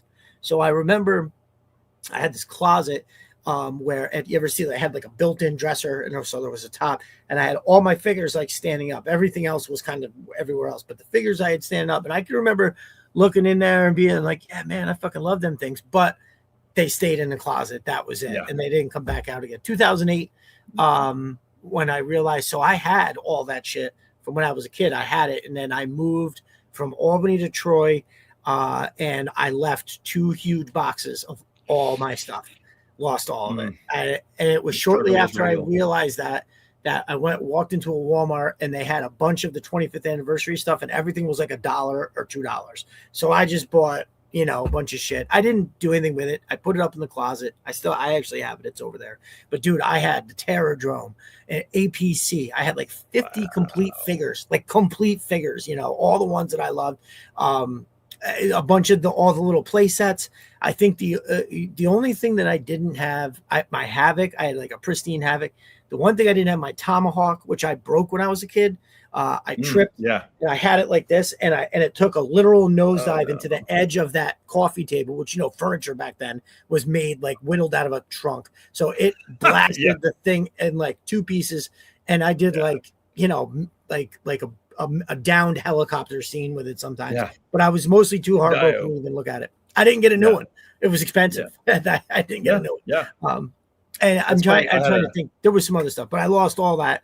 And then so I picked up the 28th anniversary. And then, as I've said before, like December 2024, I was scrolling through Amazon looking for like a couple last minute stocking stuff or gifts. And there was the Alley Viper 6, and I saw the big words 6 inches. And I was like, 6 inches? That's like way bigger than they used to be. So it was only like $20. And I was like, oh, they have a Destro. So I ordered the Alley Viper and a Destro. And as soon as I opened the Alley Viper, and I was like, oh my God, this is fucking awesome. And now, like, my whole life revolves around all of it. So, well, so I started getting into the Star Wars Black series a little bit. And I'm doing the sideshow, and my wife and we'd gotten off of working on cruise ships in 2010. From 2007 to 2010, I worked on cruise ships, and I actually met my wife doing that, and she worked on the cruise ships also. She quit her job. My job on cruise ships was I took people shopping in the ports of call for their watches and their jewelry. Oh, nice. Best job I will ever have in my life. It was amazing. I've gotten to travel all over the world. I've been to Russia. I've been to the Arctic Circle. I've been to Japan. I've been to the Panama Canal. Just amazing places. So incredibly blessed, lucked into the job. That's awesome. Met my wife, and so she quit her job. She worked in the kids club, and she's like, I'll come and I'll work with you. We'll be partners and we'll do this together. We did it for about a year. We're like, you know what? We're kind of over this. Most people worked on cruise ships, do it for maybe 2 years. We did it for about 3.5. So it was like, okay, we've done this. We're getting older. We want to settle down. And I was just looking for something to do in my spare time. And I was like, I'm going to take my 12-inch. I had the Cobra Officer. That was the first sideshow I'd ever bought. I'm going to take him out, and I'm going to shoot photos of him in the garden. Awesome. And so that's what I did. I just shot photos of him. I'm like, this is actually kind of cool. This is kind of fun. And so I kind of got into toy photography, and they had these Star Wars Black Series figures. It was when they first came out with, Luke Skywalker and a sand trooper, the Cobra sand trooper, the Imperial sand trooper. And I always loved that figure. And they never made one in the little small one. Right. I bought him, and I started taking photos of him and just falling in love with it. And so eventually, people were still talking about G.I. Joe. And I was like, when's G.I. Joe going to do 6-inch? Hasbro has the license. They're doing Star Wars. They're doing Marvel. Why aren't they doing 6-inch? And I remember, I think it's Yojo podcast or something. They were adamant. They were like, if they ever do 6-inch, we will not buy it. It's too big. It's a bad format, blah, blah, blah. You can't do vehicles. And there were a couple guys on Facebook. I was one of them. And we're like, no, 6-inch is the way of the future. They photograph so much better. There's so much more detail. They look cooler. You can, it just all everything. True. It's a plus. It's just, yes, it does take up more space. Yes, they probably won't make vehicles for it, but they could still make like the Ram or the Fang or the Jump Jetpack. Yeah, we'll never get a HISS tank. I mean, that's insane. But so when they said, hey, we're going to try this out, we're releasing this Snake Eyes 00, I was over the moon. And I said, man, if they only make this and they don't make anything else, at least I've got this. And Right. I'll be able to Right. take photos of this guy for years. And when they said, yeah, we're going to continue and we're going to do some more, I was like, all right, 30 figures, maybe if we're lucky, 40. So the fact that we're up to what, Like 210, 200? 210, Yeah. like 209, 210. I think if you Astonishing. add what we know is even coming, it's higher than that. Yeah. Multiple vehicles, play sets like the like the Fort Mod and the Joe version. I can't, the Century House, whatever the hell that's called. I mean, Unbelievable. and lots of vehicles, but then also, we're getting all the awesome stuff like the Atlas from Matt from Mo's Mind, or then you get Yeah. this 112 stuff from like Sis 3D Arsenal, or even dudes like CG Horror. I got a Devilfish, the Raven drone. Shit, it's just a whole other world has exploded, and I think that it's awesome. I'm happy that it worked out this way. Yeah. You know, Michael Electroblasting always says the fans are doing the best work. right, And it's true. It was like, oh, we didn't have a vamp. Well, I went to Joe Fest and suddenly people are 3D printing vamps. right, And of right. course, now we've gotten a vamp and that's great. But, like you're saying, like you got a devilfish. Maybe they make a devilfish eventually. Maybe they don't. But at least you've got one made by the fan. And the Sentry, which is just amazing. Holy cow. Yeah. That thing's insane. Cobra Commander with the throne is like 223 or something. That's Nice. crazy. Thank you. That is fucking wild. But yeah, I'm happy. So actually, to back up, so I had a friend of mine when they were trying to fund the Hiss HasLab. A friend of mine saw it, showed me the thing from Pulse, and I didn't see that it said 6-inch or 112 scale. I just saw that they wanted $300 fucking dollars for a Hiss tank, and I didn't get it for a year. And I was like, yeah, no, I remember saying exactly this. Yeah, no, hard pass on that. And I didn't bother looking. Like, we were at a get together, so lots of people were talking, and I wasn't paying attention. I didn't even think about it. Yeah, it wasn't until I saw that Alley Viper on Amazon, and now it's all happening. But yeah, no, it's fantastic, and I'm glad that there's so many people. I don't know, like the thing with the movie talk is I'm excited now. The Danny McBride. What's that?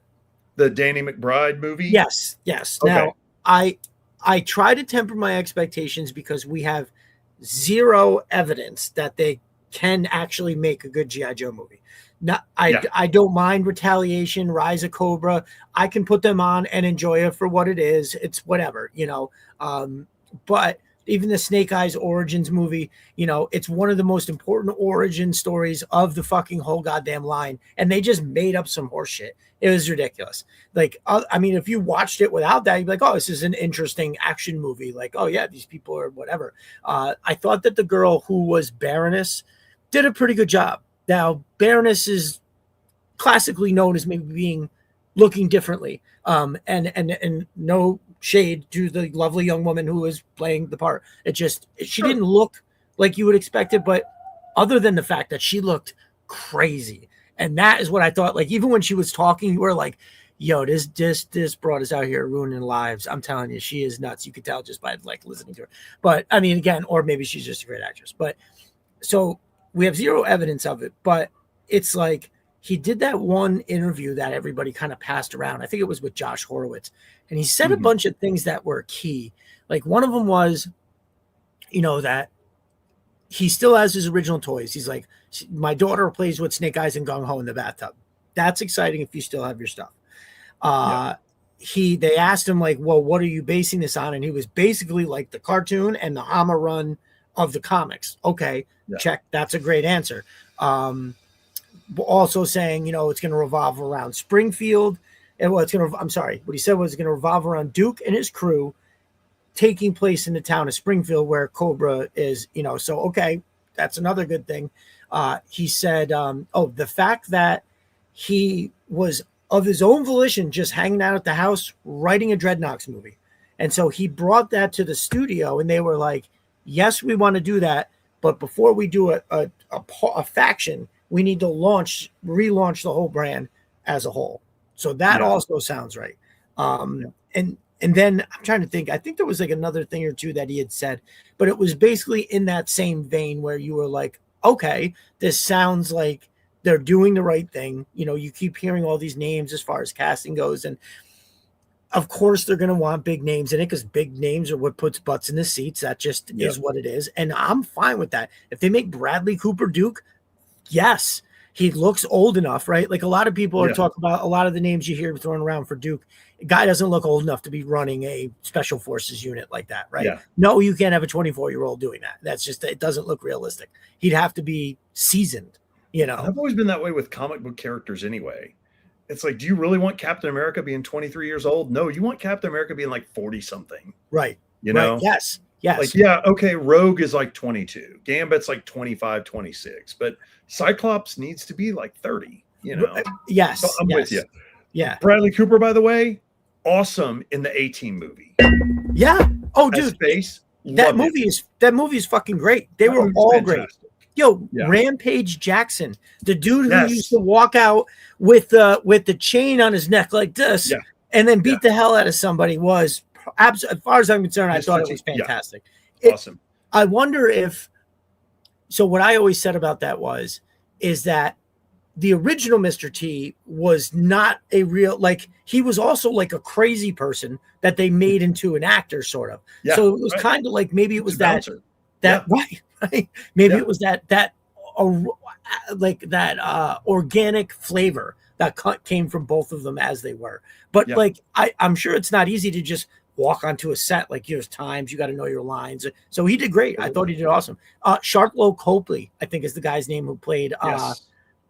Murdoch. the crazy guy. Murdoch, yes. Yeah, Murdoch. My man, Murdoch. Yes, awesome. I thought he did that fantastic, which that He was guy, great. by the way, is an underrated actor. Nobody talks about him, and everything he's in is District amazing.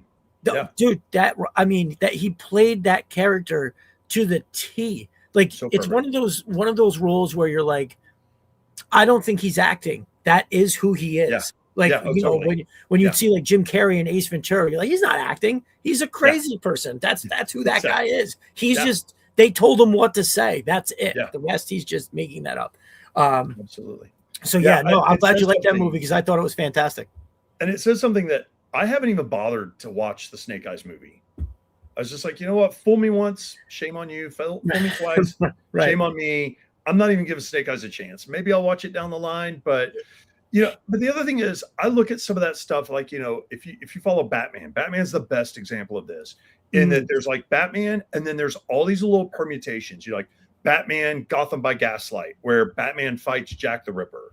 And, you know, Batman does this or Batman does that, Batman in Civil War and stuff. It's like there can be other permutations, even like, you know, we have the mainline Batman DC movies, but then we got the Batman with the Matt Reeves directed with the kid from Twilight and Harry Potter, you know, which I thought was wonderful. And it's like, that's not really the classical Batman, but yet it's a good job of doing the Batman. I'm kind of getting to that point where with G.I. Joe, it's like, you know what? If you like Sigma 6, no problem. You know, if you like Retaliation, no problem. If you like G.I. Joe Resolute, which I thought they did wonderful on, great. You know, it's whatever you like. If you love Serpentor, wonderful. If you love the neon stuff, if you love Ninja Force, I'm fine with it, man. Love what you got to love. For sure. For me, I've always said I'm kind of like an 82 to 84 guy with maybe a little bit of 85 flavor. I like my G.I. Joe more on the realistic side. I don't like the crazy outer space, fatal, fluffy stuff. But, Right. You know, whatever. You know, again, if that's what you like, that's cool. Just don't give me a hard time about, you know, Cletus. You know, they never had desert cobra guys. They always wore blue. You know. Right. Well, hopefully we get. I mean, from what we know, you know, I think that we're going to be getting some desert stuff. I don't know why they wouldn't have an officer. Just take the 788 3-pack and make it. Yeah, exactly. It's a dope looking figure. They got to have it. I think it would make a lot of sense. Melt the Copper says one of those globulous, truly those Cobra haters. All right. Yeah, boo, globulous. Yeah, no, for sure. I actually we'll be talking Cobra La on Destro's My Spirit on Monday. I've got a lot to say about it. Well, it's like I'll tease what I'm going to say a little bit. It's like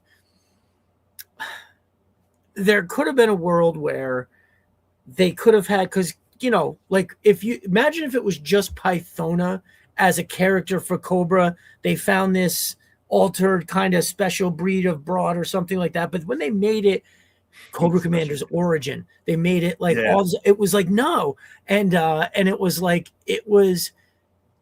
you could handle the ribbing from Serpentor that went Cobra Commander's way. But when some other dude came out of nowhere and started talking to him, you're like, no. It's like your one friend that you'll pick on a little bit. But if somebody else outside the friend crew says it, you're like, no. That's our dude. You don't get to fucking say that. Right. And that's how I felt about Globulus and whatnot. But no, we'll be talking about that on Monday. Stoked for that. Yeah. What did you think of, though, because we kind of moved past it real quick. What did you think of the new Masters of the Universe movie? Loved it. Oh my gosh. Absolutely loved it. They knocked it out of the park. It's funny. Somebody I follow, Toy Collector or something, I think his name was, he was like, on this date, I guess a couple days ago was the date that the Masters of the Universe original movie came out. And I was kind of snarky and I was like, yeah. And then in 2026, we got a good one, because to me, like the old Masters of the Universe with Dolph Lundgren, that is what they've done with G.I. Joe kind of now. It's like, oh yeah, there's the franchise. Now let's Hollywoodize it and we'll make it the way we think it really should have gone. Right. The new Masters of the Universe that we got is what the G.I. Joe fans have always kind of wanted. And, it kind of mixed in, like, I see these posts and people are like, oh my gosh, He-Man was the best of all the 80s cartoons. And I was like, man, you need to watch those again because it's the same 800 frames of animation just repeated, put on loop in different ways. It's like, here's He-Man running and here's He-Man jumping. And it's all the same thing over and over again. I mean, I guess you could say that, some of that stuff happened with G.I. Joe, but, when you said you were going to talk to me a little bit about the Sunbow, I pulled out a couple episodes that really stood out. And one of them was for Battle for the Train of Gold. Yes. Awesome. Where they like raid Fort Knox. Absolutely amazing. Yep. And then of course, like 20 questions. The idea of does G.I. Joe really need to exist? And is Cobra really a thing? And it was like, these were kind of impressive things for a cartoon to take on, Worlds Without End. Worlds Without End. Yeah. Steeler having a straight up existential midlife crisis, unfettered, just like unraveling for everybody to see.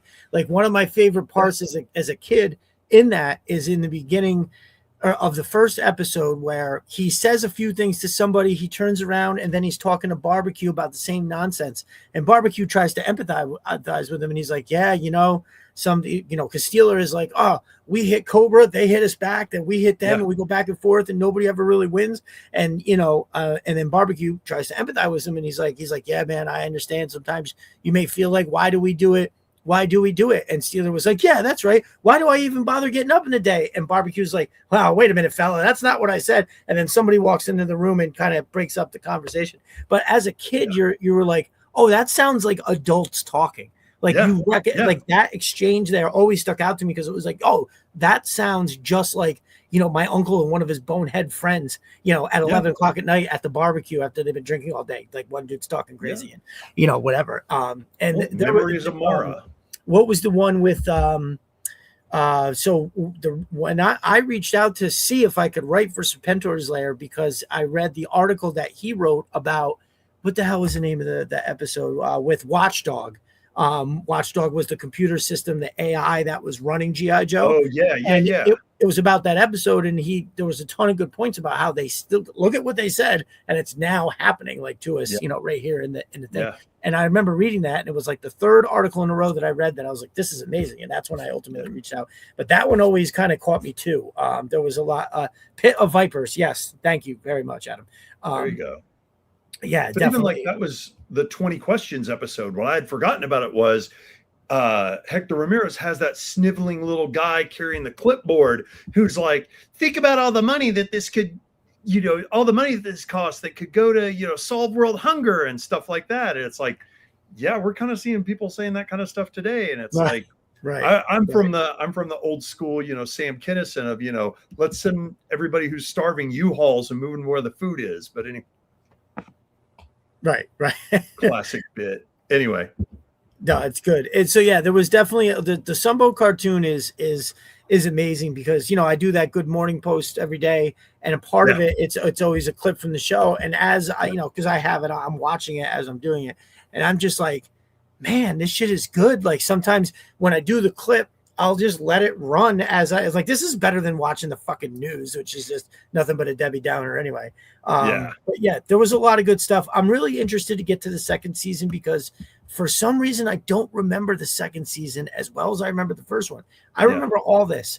So we did something. I was doing research for something, and I was like watching a bunch of the second season, and I remembered some of it, but it just wasn't like grabbing the back of my brain in the same way the first season was. Rise of Endor Rise. Like the later characters too. It's lots of like Leatherneck and Wetsuit and stuff like that. Yes, yeah. So a lot of the characters that I grew up with that I loved, you're not seeing Breaker or Scarlet or Duke. Suddenly it's Lifeline and stuff like that. It's like yes, yeah. You lost Doc and got Lifeline. Flint was much more prominent. Duke was not.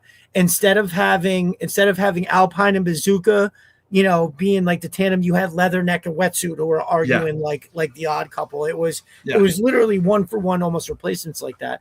And I felt like the thing is though is 86 was the year that I went from like being really interested in these toys and it being the only thing to literally being like projected out of the stratosphere of Earth with it. It was Beachhead and Low Light were like my two favorite ones from the year. It was like they added new military look to it. It was something there that was just, and even though sci-fi wasn't like a figure I was trying to get necessarily, I love that it was in the line. It showed like this expanse of the world. And I don't know. It was when I attribute a lot of things to G.I. Joe at that time when I was a kid. I wrote like a whole article about how kind of sort of thought that, G.I. Joe, playing with them as a kid, processing what they look like, the card art, the stories, the cartoon, like it opened a kind of a pathway in my brain to being creative. Like I just remember like when I would play with the toys and it's hard to explain, but I definitely remember saying like, I can definitely remember looking at them and thinking, man, I don't think about anything the way I think about this. You know what I mean? It's just a crazy one. I don't know what it is, because there was lots of toys and I knew lots of people who liked lots of toys, but I don't know anybody that's obsessed with anything from their childhood the way that we're obsessed with G.I. Joe, like the one kid that does come and help me. He's got a full-time job, but he's young, so he'll do nights and weekends. And I asked him like a couple weeks ago, he was helping me hang some sheetrock. And I was like, what did you have as a kid? And he was just like, oh, Power Rangers. So he had to think about it for a minute too. And he was like, yeah, Power Rangers. He's like, I had this one, it made noise and described it to me. And I was like, that is awful. That sounds fucking awful. And he's like, yeah, video games were kind of more important to, and shit. And I get it. They did reach a point where, PlayStation came out and it was like shit. So like I get it, but still it was just the way he was talking about it. I'm like, bro, I feel bad for you that you didn't get that experience of enjoying, something like this. So yeah. Well, listen, I've got some comics ready to pull up. We're gonna look at some stuff here. So again, I have all the comics together. I have figures, statue, and then toy photography, and we'll kind of it will all be grouped together like that. Sure. We'll just fly through this a little bit, point out some of the stuff. Let's see. Yeah. So I've been collecting like comic books for a long time. And, when I traveled working on cruise ships, I started thinking, why don't I look for some of the cool stuff that I always loved and see if I can find it in these other countries? So this is actually an Italian G.I. Joe issue, which is really cool and apparently kind of hard to find. So yeah, this is, I think it's issue number 12 of the original run. So that's the Baroness bombing Breaker and Stalker and Gung Ho and Snake Eyes down in Sierra Gordo. So yeah, cool issue. Awesome. Cool issue. Let's see. And we got. Now, let's see. Did you draw this? No, I did not draw this one. I did draw one of them, and if you bring it up, I'll tell you which one it is. But so the blank covers I was like, this is really cool because I've got this favorite character. Why don't I get artists whose art I like to draw Cletus? So I started going around to conventions and I printed out, like I'd taken a bunch of photos of Cletus. I'd printed out probably like 4 pages with maybe like 4 pictures on them per page. And I just kind of said, this guy is kind of like a sarcastic, mercenary, almost like a Deadpool character, really. Just likes to drink bourbon and blow stuff up. And I would love you to draw something for me and you just do whatever you want to do. If you want to make it realistic, if you want to make it funny, if you want to make it, caricature, if you want to make it, whatever you want to do, just do it. I like your artwork and please do that. So, and it's great. I kind of was in the sweet spot where people would do commissions for about, $30 to maybe like $70. They didn't really charge a lot of money. Like right now, commissions are getting insane. Like even from regular kind of like nobodies. Like if I went to a convention and I put up a booth and I'd be like, oh yeah, I want $200 a commission, like people are doing that. It's like, look, you're not, so like I paid Michael Golden $150 to draw Major Blood. And that was a lot of money to me. And now that same commission from Michael Golden would probably be $400. Yeah, like it'd be a lot because the rates have just skyrocketed because so many people go to conventions now. I went to Chicago Comic Con sometime, I think around 2001, 2002. I have a sketchbook with tons of just sketches that artists drew for me for free. Derek Robertson, Hillary Barta, and I don't know, Dan Fraga and stuff like that. Just all these guys. And they just did them. They're just like, oh yeah, I've got a Tim Sale Batman. That he just did a sketch for free. And now it's like, if you wanted something like that, it's, oh, you want a quick little bust out sketch, $50, Right. Just a little heads, $50, so I kind of got lucky that I kind of got in on it early, but I still encourage everybody do it. So this is the next to last G.I. Joe comic from the original Marvel run. This is number 154, signed down in the corner. You can see by Amanda Connor. I just got her in Utah last fall, and she even pulled out. She's like, "Where did you get this? This was one of my earliest works." So she was really surprised that I had that. So yeah, but she was great. She signed it. She was absolutely wonderful. Yeah, awesome, really cool. Yeah. Let's see here. Yeah, there we go. Very cool. Okay, yeah. So a second printing of issue number 26, signed by Mike Zeck, Jim Shooter, Larry Hama, and Bob Wyacek. Bob Wyacek is the inker of the cover of this. I don't think he inked the inside, but he inked the cover. Larry Hama drew it. And of course, that's famously Larry Hama there as Storm Shadow himself, as Tommy. Oh, wow. No shit. Yeah, really cool. Yeah, if you look, that's totally Larry Hama. Yeah. Wow, that's awesome. Yeah. Where do you think Snake Eyes is from originally? If you had to pick a state, what state would you say Snake Eyes is from? Well, like I feel like a lot of guys, when you get into like the backstory of a military, they all have some like, oh, my dad used to take me hunting, like background sort of, or it was commonplace to have a gun, right, all the time. So I always said the Midwest. That's always like my guess for something like that. Now, if you told me if he has to be from America, I would even say the upper Northwest, where there's a lot of thick, dense wooded areas. Maybe there's a lot to do something like that. Doesn't strike me as a desert Texas South kind of guy, right? Either like the Midwest or the Northeast. Honestly, I would say he strikes me sort of almost like somebody that's raised in like the harsh environment of like Alberta, even.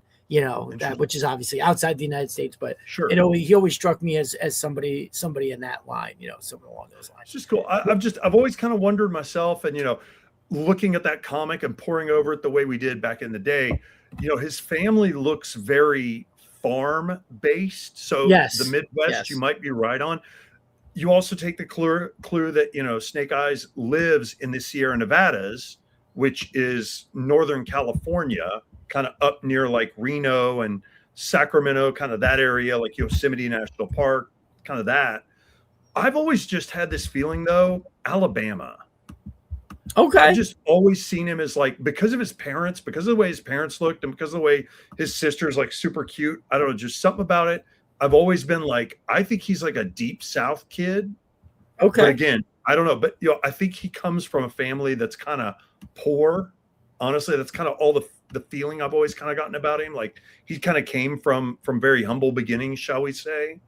But anyway, I was just curious. This cover always makes me think that, because you see the picture of his family like literally getting into the wreck, and like his little sister's between the mom and dad. And I think they're in the pickup truck, and they're coming to pick him up from the airport when he's getting back from Vietnam. I don't know, just something always struck me about him being like from the deep South, and maybe that's because I'm from the South myself. Maybe people assign their, but I mean, you're from New York and you kind of got Midwest, so yeah. I was just curious. I didn't want to derail the conversation too much. No. I think that's a fun little speculation there. That's I also like to think about. I don't know. Have you seen that Disney is finally doing a collaboration with the NFL, and they're making shirts based on NFL teams with certain Disney characters being fans? Oh, so wow, I always from 15, 20 years ago, I was thinking like, I want a picture of like G.I. Joe sitting around watching an NFL game. And like, Hawk is wearing well, it would have been a Rams shirt at the time because Hawk is from St. Louis Rams. Okay. Right. Like, oh, Scarlett would have an Atlanta Falcons jerseys on because she's from Atlanta, Georgia, and things like that, But then it's like, where would Snake Eyes is, what team would he be rooting for? So that's kind of the basis. Cool. I just thought it'd be kind of cool to see a little collaboration like that. But anyway. What's up to our carded king? Cal is in the house. Thank you for coming, brother. We greatly appreciate it. Let's see. Where did I put that one? Oh, here we go. Here's another one. Another signed, graded, lovely. I love this one. So this one I had to actually, so CBCS is a grading service, just like CGC. But the problem was CGC, they would have to witness all of your things getting autographed. CBCS does a forensic analysis where they look at your autographs and they can basically tell, yes, these are legit. And luckily, the people that I have on here, they have very well-known signatures. So I actually got this graded after all of these signatures had been put on here. So I've got Jim Shooter, who is, of course, the editor of Marvel. I've got Michael Zeck and John Beatty, who are the artist and inker of the cover. Larry Hama, of course. But then the one that's just above John Beatty, it's kind of tough to read, but that's Russ Heath. And Russ Heath is the guy who actually drew this issue. And he's the one who debuted in this issue the Baroness's leather look that everybody kind of tends to go crazy about. Russ Heath was actually an artist for a while for Playboy magazine back in the day, amongst other things. And when I met him at a show and he signed this for me, he said he actually lived at the Playboy offices for a month in Chicago because he went in to do an assignment for him and he liked the digs there and he liked all the people coming in and out and get to see all the photography. And I guess sometimes even the models stop by. So he's just like, I'm gonna live here for a while. And it took him about a month to figure out, like, this guy never goes home. So they finally kicked him out. But it was kind of fun. So anyway, it's a pretty neat piece. I love that I got Russ Heath's autograph on there. And this is one of the prizes of my collection. I really like to show it off. It's only a 7.0 on the grading, but it's a newsstand copy. I read this. This was what I love to read. And what a great cover. I mean, just Absolutely. lots of action there. Yeah. I agree. Cool. All right. Let's see. I'm going to remove this one here. And now here we go. So this is another one that I got in my travels. I got this in Norway in a little town called Ålesund, Norway, which is beautiful. If you ever go to Norway, you got to go to Ålesund. It's a small town built on all these little lakes. And the entire town, like 95% of it burned down. And it turns out that Kaiser Wilhelm of Germany, it was his favorite place to take his family to vacation. So he took the entire German Army Corps of Engineer all the way up to Norway, and they rebuilt this town for free so that he could continue to go on vacation there. So it's this gorgeous, picturesque town. Aim your camera anywhere and take a photo. You're going to take a beautiful shot. And I happened into a comic book shop and I ran into this Action Force that has issue number 21 in it. It also has yearbook number 2 in it, the Michael Golden one. Ooh. And I got Larry Hama to sign this. He was like, "Where the hell did you find this?" So I told him the story and everything. This is the only signed copy on the CGC that's ever been submitted to CGC. So really proud of that. It's only a 5.0, but again, it's been around the world with me. I got it in Norway and carried it around in a suitcase for another 2 or 3 months. And of course, back then people didn't care about condition when this first came out. So I'm sure this was under some little kid's bed, or something like that. But I don't care. It's really cool looking, and it's cool to see such an iconic issue with the Action Force logo on it and some Norwegian at the bottom. Really cool. That's awesome. That's awesome. Now let me see here. I just brought it up. I didn't catch it on the first time, but hold on here. There you go. Now that is the American release. So that's the American. That's the very first issue of 21 I ever bought. I probably got 3 or 4 of them now. So I had him sign this one to me personally. I'm never getting this graded. I think the interior, the middle sheet or two might even be completely unattached from the staple now. This is my super well-read copy. I've read this thing a billion times. I remember the night I bought this, my parents took me to Big Boy for dinner, and I just sat there just looking through it the entire time I was waiting for my food, and I was just blown away. And of course the ending, I mean, as a kid, that ending just gut punches, seeing the unraveled, and Storm Shadow has the tattoo, and then so does Snake Eyes. They both got the Arashikage tattoo, and you're like, what does this mean? What the heck? Right. Absolutely astonishing. And so yeah, this is one of the things, that what do you want to be buried with? This is one of the things I want to be buried with. This is just nice. Really cool. Yeah, no, that's a golden piece there. Hold on, I got a couple more comics here. Yeah. There we go. This is actually a print. There's a bigger print. So this is the back of yearbook number 2 by Michael Golden.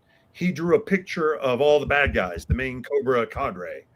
And I sent you another picture of that. I don't know, you might have it somewhere else, but I got it signed by Morgan Lofting. I got it signed by Keona Young, Storm Shadow.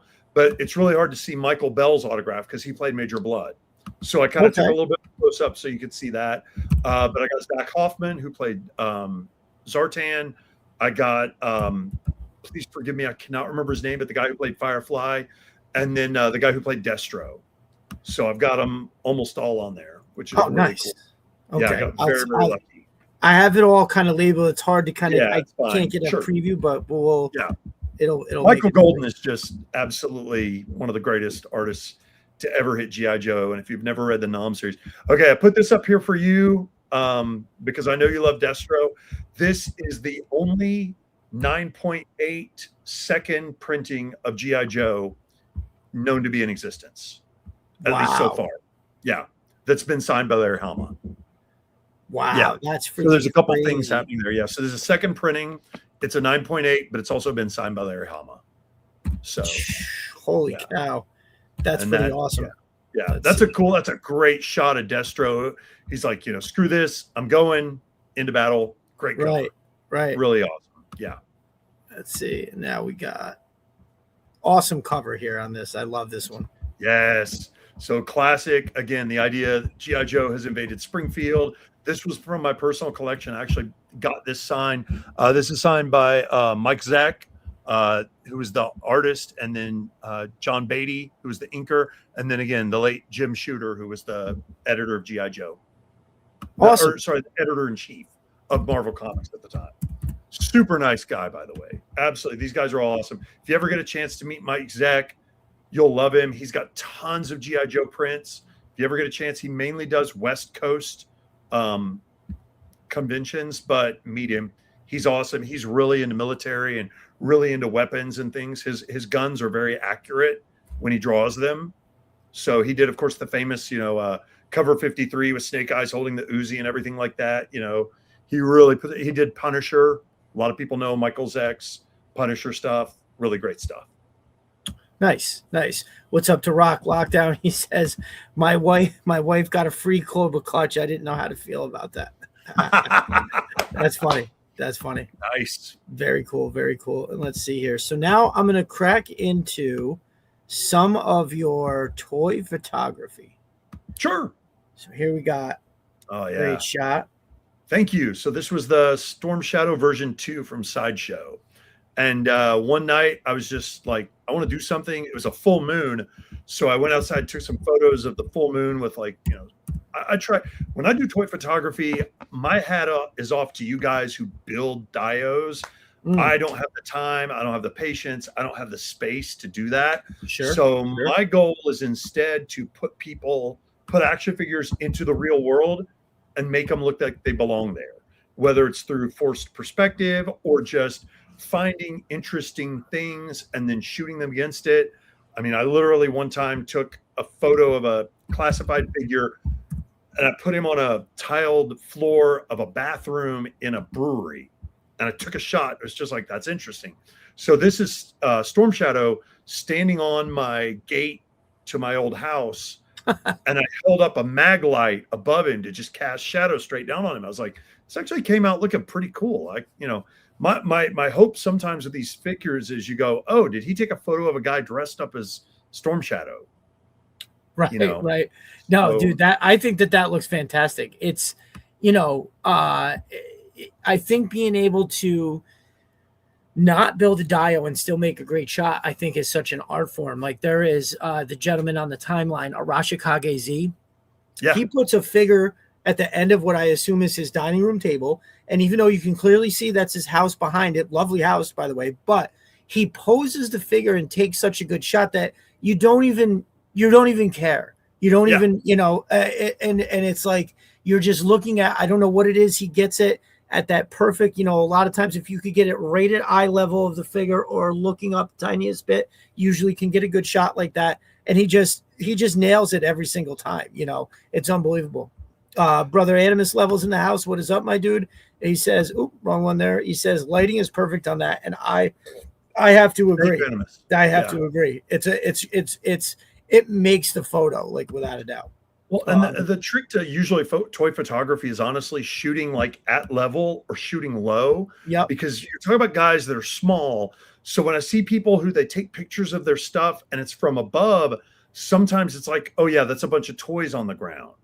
So I spend a lot of time on my belly shooting up, but then here I'm breaking my own rule by shooting from above, but I'm not allowing anything from the real world to kind of ruin that perspective, I guess, is the best way to put it.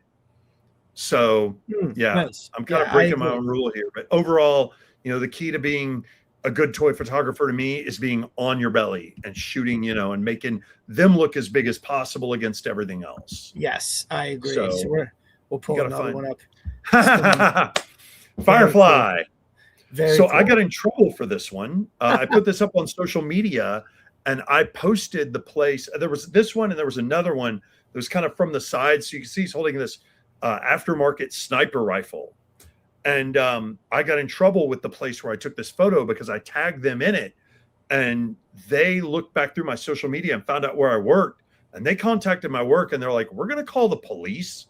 You need to take this down immediately, because they didn't want to they didn't want people to see social media and go, oh, there are people with sniper rifles at this mall. So I kind of had to pull this one off of Instagram or whatever. And I think I've reposted it since then, but I didn't tag them in it because I still thought it was a cool shot, and this is, using the real world. I'm on top of a parking garage looking down on another parking lot and just, trying to get close enough to Firefly to make it look like he's a real guy there and he's getting ready to assassinate, some dignitary or something like that. So that's cool. It was good. Now, is that the 12-inch? Yes. Okay. He's dope too. That's a really cool looking figure. And I bought a lot of grenades. I bought a lot of loose grenades and a lot of flashbangs. So I actually have them going all the way up over his shoulder. So he's got like 9 grenades and like 3 flashbangs, because to me, like Firefly has just tons, like insane amounts of explosives on it. I agree. Hey, I know that guy. So this is like the first photo I ever took of Cletus. And this was what really made me fall in love with him. This is at the beach in Santa Cruz. And I just posed him and I was like, dude, yeah, this could really work. This guy, he's so photogenic. The beige costume shows so much more shadow than the blue Cobra officer shows. He looks dirty. His hat's a little bit banged up. And the goggles, I fell in love with him. And I just absolutely, if I could only have one figure for the rest of my life, it's this guy right here. I love him. I'll never get tired of shooting him. I'll never get tired of photography, doing photography. No, hell no. It's great. And I love seeing all the different ones from all over the place. I think it's really awesome. This one is fucking cool as hell. So this was one of the people I used to wait on. He and his family were regulars of mine at my restaurant. And he had seen some of my photos. He had little kids, and so I'd show his kids the photos and stuff. And he's like, I fly remote controlled jets. And I'm like, oh, that's cool. He's like, no, jets, like actual burn fuel jets, and they're like 6 to 8 feet long. He used to do it professionally. I didn't even know that was such a thing. So he's like, if you want to pose your guys with one of my planes sometime, we can do that. And I'm like, oh, hell yeah. So I took all my Cletuses, plus I had Major Blood, because to me, like Major Blood, he's the field commander. And then you can see here on the right, I actually kit bashed a Viper desert version. And I bought a Viper, Sideshow Viper head, and I painted his head beige, so he would look like, he belonged with the rest of the rest of the desert squad. And I went out and I took just a ton of photos. Again, a little bit of forced perspective, because if you look really close, the jet is still way bigger than the guys and so forth. It's not, or the guys are kind of bigger than the jet, but anyway, I just tried to force perspective a little bit, I think it looks cool, man. There. Thanks. I fucking love it. Awesome. Thank you very much. We're going to go to, and then he flew it for me, and just amazing. Cletus on vacation. So awesome. I love this Shot one. in the pool at my wife and I have a timeshare down in Ormond Beach, Florida. Oh, and I think that's like a koozie where you can like put your beer in or whatever. Oh, and I was okay. like, yeah, I just kind of, kicked his shirt off and, kept his pants on and his boots and his balaclava and just, let him kind of kick back. Yeah. I love that the balaclava is still on there. I think that makes it to me. It's fucking awesome. If you scroll back through my Instagram, if anybody's interested, Cletus of Cobra on Instagram, if you scroll through for a long time towards the bottom, there's actually an official nudist beach in San Francisco. And I went to it one time and nobody was there, but it was funny. So I actually stripped him naked and I took pictures of him. I took one of them where he's standing looking at you. So his machine gun's right where a certain part of his anatomy would be. And then I put little word balloons like, hey man, where's all the naked chicks and stuff like that. If you're interested in that, it was just kind of funny, just kind of fun. That's something you could do with these sideshow figures. You can actually remove their clothing if you need to. Nice. All right, anyway, let's see what we got next. Oh, here we go. Some more Oh, that's a stormtrooper. So this is a stormtrooper, cool, yeah. Man. Thank this you. Is fucking cool. This is in Red Rock Canyon. So if you come to Vegas, Vegas isn't just the Strip. We've got some really cool national parks around us. One is called Valley of Fire, and you'll see a lot of people out here getting wedding photography done out there. And then there's another area called Red Rock Canyon, and I shot this at Red Rock Canyon where they had a small little natural bridge, and there's that sand trooper. I just love him. And the sun is directly behind him. So the sun created like a little halo effect on him. And thank you. I'm really proud of this shot. So thank you. That's a Star Wars Black Series 6-inch figure. Very cool. Very cool. I love it. The glow of the sun is just way too much there. I think it's great. This one is awesome. Like Julio. I love this. This is in the Paris Opera House. My wife and I got to go to France late April, early May. My brother-in-law literally got married at a castle that his bride, she used to nanny for a insanely rich couple, and one of their properties that they owned is a castle in the middle of France. So she got to use the castle for a week for their wedding. So my wife and I went over there, and we of course built a big Paris trip around it. And so my wife's a huge fan of the opera fan. The musical, the Andrew Lloyd Webber musical. So I specifically bought this figure because I knew we were going to tour the opera house. And so the guy's giving the tour and I'm sneaking away and taking little pictures of the fan of the opera. I think this is a Nika figure, maybe. He's like a 7.5, 8-inch tall figure or something. I'm not real crazy about the figure because he doesn't pose very much. He's very rigid, but he's still cool. And I snapped that. So thank you. That was a fun shoot. That was fun kind of sneaking off. And all these tourists are looking at me like, what the hell's that guy doing over there? Right. But yeah. Let's see, what do we got here? Oh, very cool. Hey, there's Cletus. Yeah. So since I don't have a desert 6-inch and I need to paint one or do something, or they need to make one, Hasbro, I take, Cletus does wear Cobra Blues also. So here he is. And the popular thing to do this is at the Louvre, and they have this big glass pyramid. And the popular thing to do is people put their hand up like they're holding the top of the pyramid. So I'm like, well, he's just going to do that too. So again, forced perspective, he's standing on like a security barrier there. That's how I was able to kind of get him up to the height of the pyramid itself. So that's awesome. Cool. No, that is really cool. I fucking love it.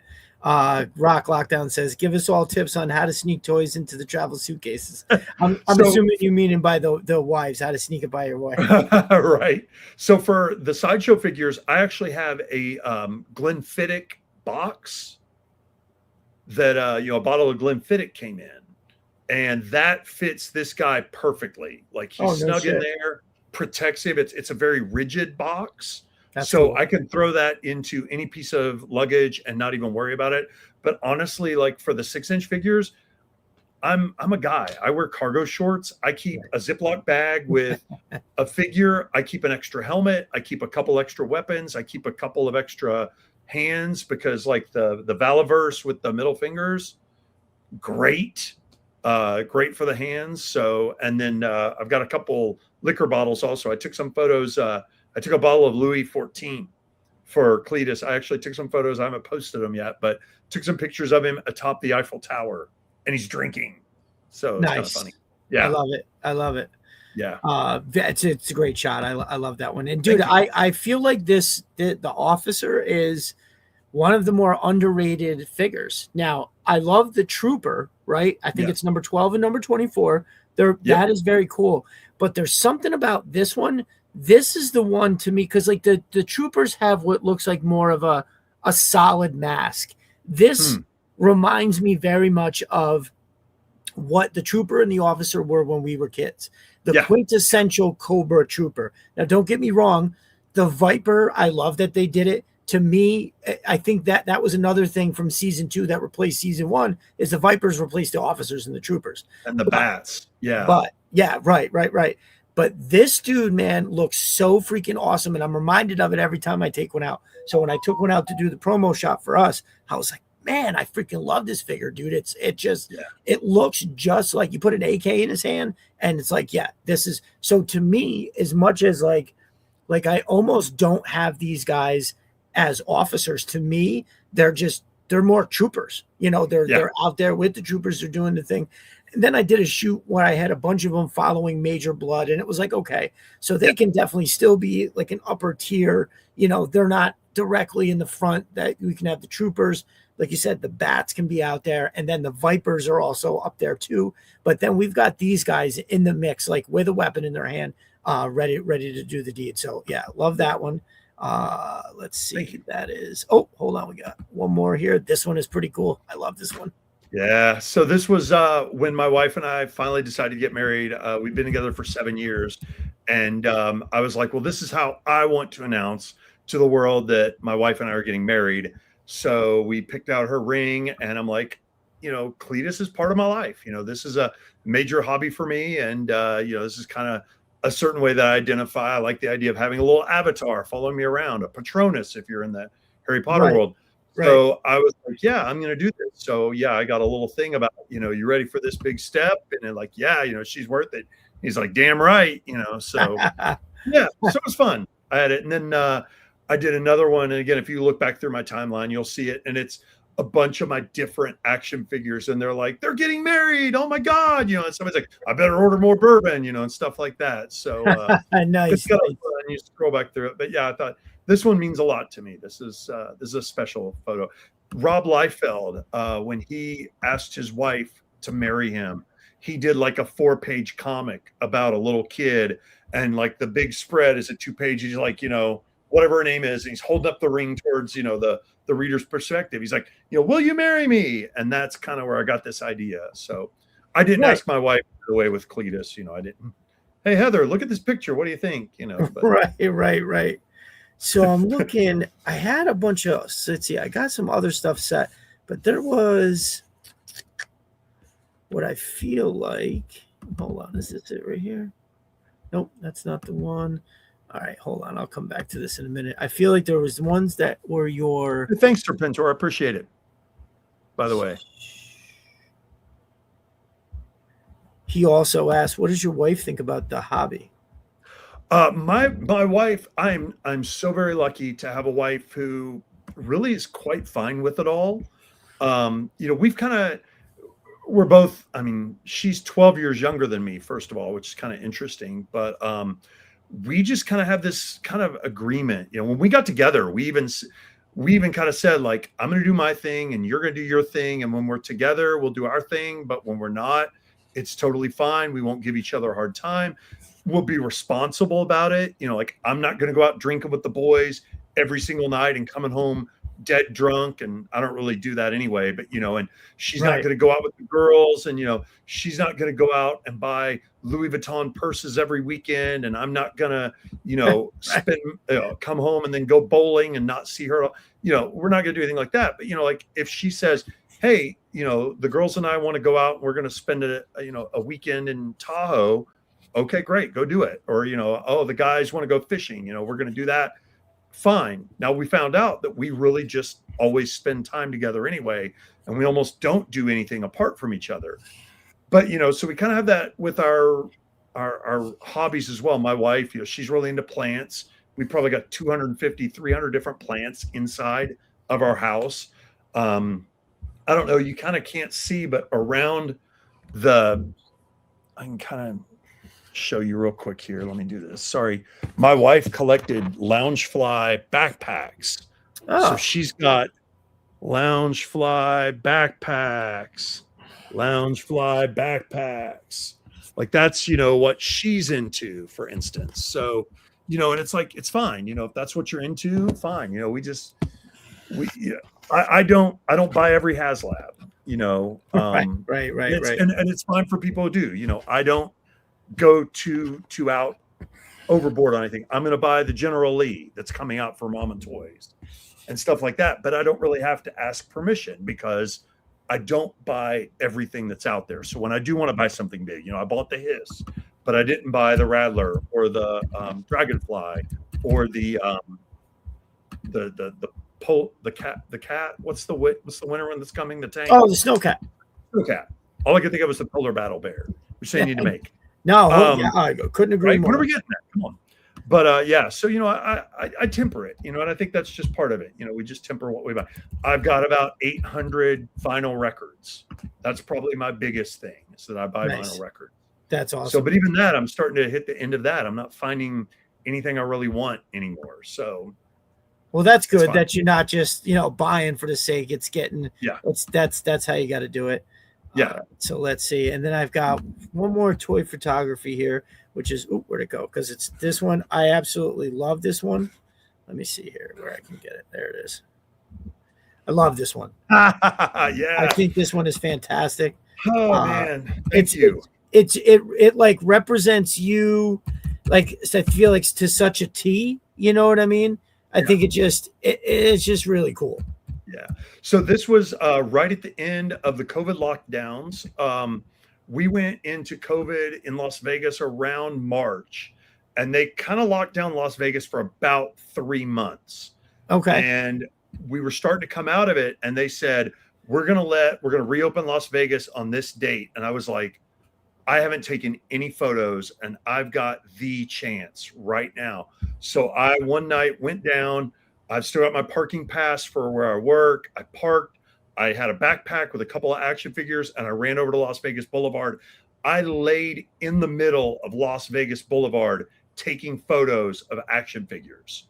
I will never, ever get that chance again. That is not happening. So this was at the Las Vegas sign. There were maybe like 3 or 4 people there. The Las Vegas sign's open 24 hours. There's always a line. But yeah, I was able to get this. And again, some people were like smiling and laughing. Some people even took, that's one of the cool things, is some people see you doing this. And I'm sure others of you who take toy photography, you'll have some people stop and they'll be like, can I take a photo? And you're like, yeah, of course. and see people Right, taking photos. right. That's kind of cool, you know. That's So fun. everywhere you go, you'll get people who go, "That's kind of interesting that you do that." I was just in Chicago and I was taking photos at the Bean, and they're like, Right. "Oh, what are you doing?" I'm like, "Oh, I just take this guy, you know, all around the world and take photos of him." And they're like, "That's really cool. You know, can I take a photo?" I was like, "Yeah, of course." They took a couple photos, you know. So thank you. I'm glad you like this. You know, Vegas and Cletus go very well together. So So I took a there, bunch more photos there, but whenever yeah. this comes up, the chat gives it to me pretty good. Spencer's later says, like the time brother Mike bought 56 night vipers on accident. Cal says by accident. And Melted Copper says designs is like 18 bucks a piece, give me 10. So they're all right. So this is stems from I said that I don't want to say it was dumb, because it was true, where so I ordered 5 night vipers from Pulse and then 5 from Amazon. I remember As they this. were Yes. before they actually got sold out, they popped a separate order on Amazon, popped up. They're like, oh, you can have these tomorrow. So I was like, oh my God, definitely. So I ordered 5 from those and was like, okay, this will be fine. And I forgot to cancel the other 2 because I was originally only going to get 5. And then so like I don't know, whatever it was, I got the 5 the next day, and then maybe I think it was a week later, 5 more from Amazon showed up, and I was like, oh shit, I thought I canceled this order. Oh, I must have canceled the Pulse, and I went over to the Pulse, and the 5 had already shipped. They showed up like 2 days later. So I'm sorry, 6 from Pulse. So I had 16 altogether, and that's how that happened. But it's funny. But what Melted Copper says, and I'm not sure he actually knew this or not, but so the Crimson Alley Viper, I think, is just an amazing figure. I actually happen to have one right here because Yeah. I put them with my 788. This one, I put one of them over there with the 788 to see how it looked. And just as my brother Rock Lockdown said, the red is slightly off, which it is, but it's if you stand them next to it, it's not too until we get a 788 Alley Viper. This will do the trick. So, anyways, I had our brother Conrad Hauser had sold me. I think I had 2 because they were literally like $37 a piece on Walmart. It was the only place you could get them, and they that one vendor or whatever you want to call it, and they were $37 a piece.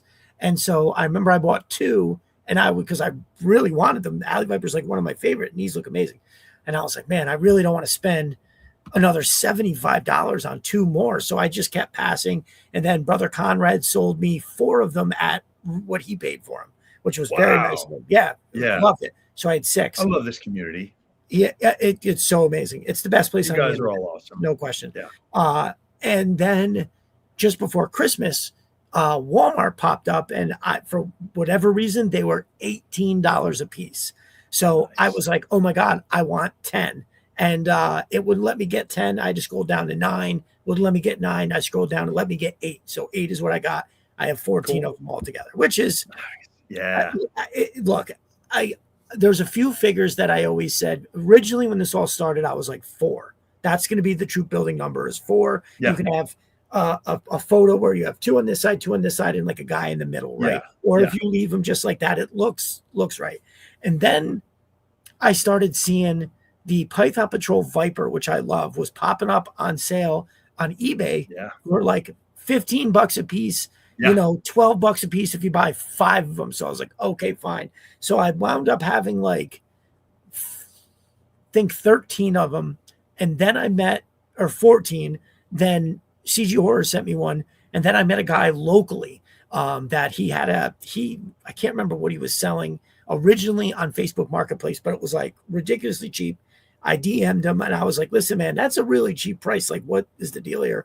And he's like, oh, I over purchased. I'm just trying to recoup my losses. And I was like, take those down. I was like, what you're selling is worth way more than what you're asking. And so I kind of gave him an idea. I was like, well, first of all, go to eBay and see what they're actually selling for, not what people are selling them for, what they've sold for recently. And then you just go a little bit under there and they'll sell no problem and you'll make more than enough money. And he was very thankful. Like, I didn't know how the dude was so into collecting. Like, he had more shit than anybody I'd ever seen. Right. And it was like, how do you not know that? But anyway, he wound up insisting he give me like a good price. So he sold me 15 Python Patrol Vipers for $150, all complete. And he's Wow, like, $10 a nice. piece. He's like, if you got a few of them for $12 a piece, I'll sell them to you for 10. I was like, okay. So I have 28 of those, which it Yes. looks really cool in a photo, I have to admit. Oh But yeah, like yeah. the Snow Serpent, I kept buying those because they were normally like 24, but then on Amazon they dropped down to 16, 17, 18. So whenever it would drop below 20, I'd buy one and I'd Was buy that the another retro one. carded? Yes, the retro carded, right? Okay, I was gonna say, because if you're getting the one with the wolf head, Oh, no. wow, So that thing's astonishing. it's Love so it. good. It's so good. Yeah, I only have one of those and I'm using it as like a leader. I actually that got makes that sense. and an That's cool. Arctic bat from that local guy. Yeah. I paid him like regular price. I think I paid him 50 for the 50 or 60 for the Serpent Supreme. And then I think I paid him like $40 for the Arctic bat, which that I think was below. They were selling for like 50 something at the time. That's awesome. But I got 13 Snow Serpents, uh, 12 or 13 regular Alley Vipers, 14 of the Crimson Alley Vipers. And then I think it all drops below 10, like Televipers, Viper. Actually, I'm sorry. I think the 3-pack Vipers are up to 12.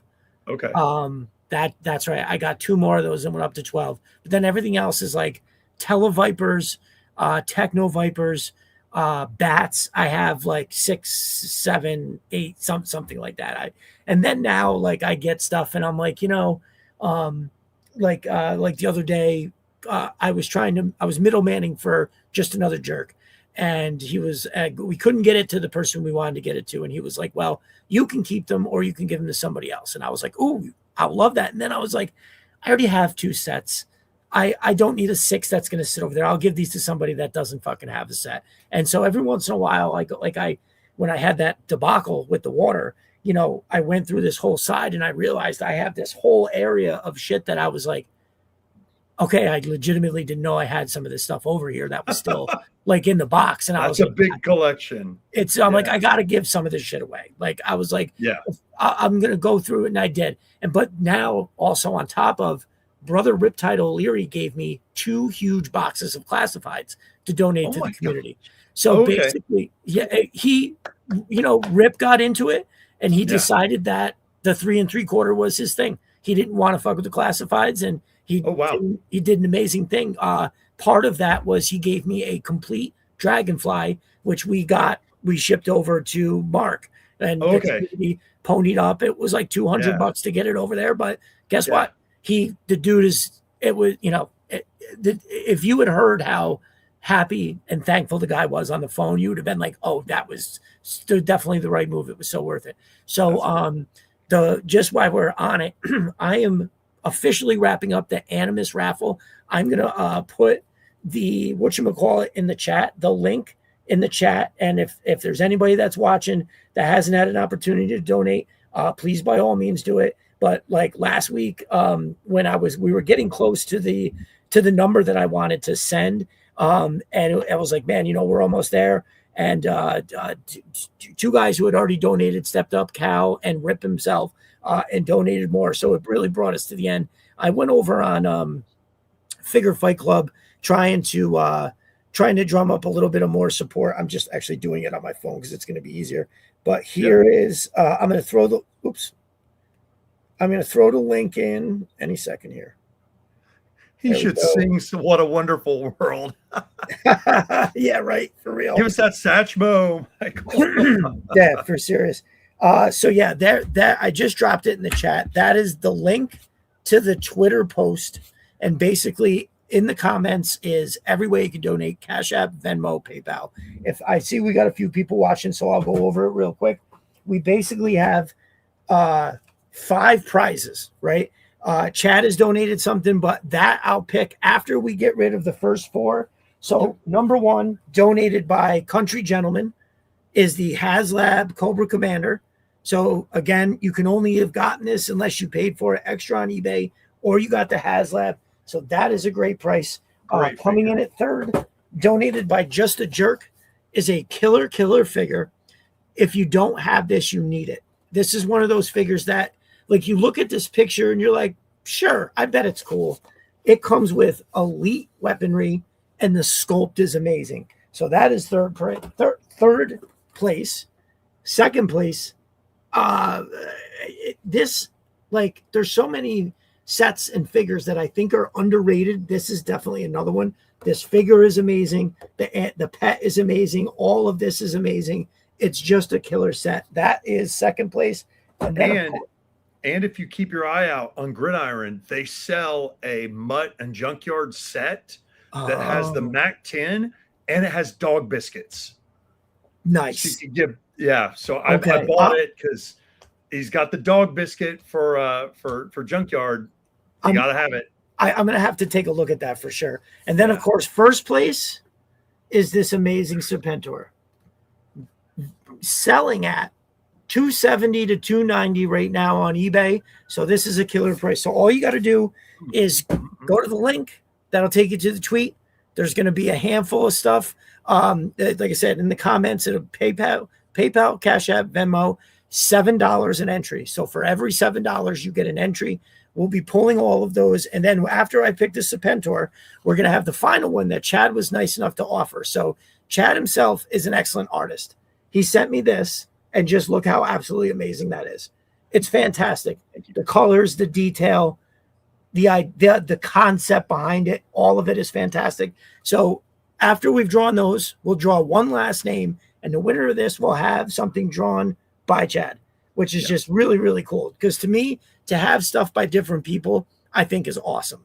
Like Brother Animus himself, the gentleman who the raffle is for, sent me the most amazing.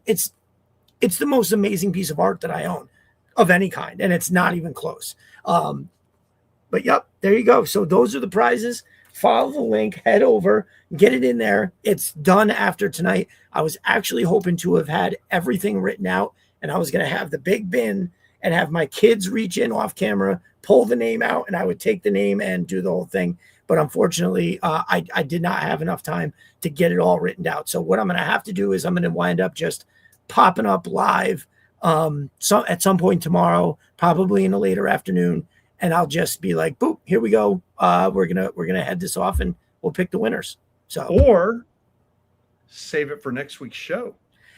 I thought about that, but it was almost like I feel like I've beaten everybody in the face by now. It's been like a month. Okay. I just kind of felt like, I mean, definitely understand, but a nice early Sunday night show, maybe 6 or 7 o'clock. I'll just hop on real quick. I'll kind of thank everybody for it, and then we'll just pick the winners. Now, the thing is we are going to circle back for Brother Animus around Christmas because Santa is not cheap. So we will be keeping him in our prayers as we get closer to the holidays as well. And then, I mean, honestly, and then I have a whole other round of figures that we're going to fire something else up.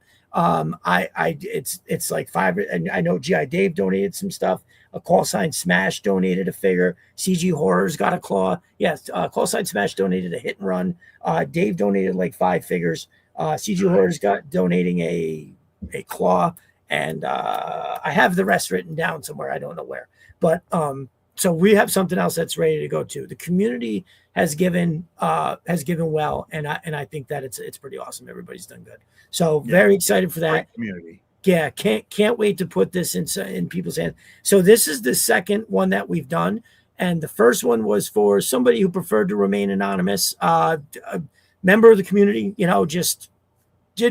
Just wasn't comfortable with saying their names, but we got $700 to that person, saved their Christmas. The gentleman, when after I sent the money, he was like, I really didn't think this was real.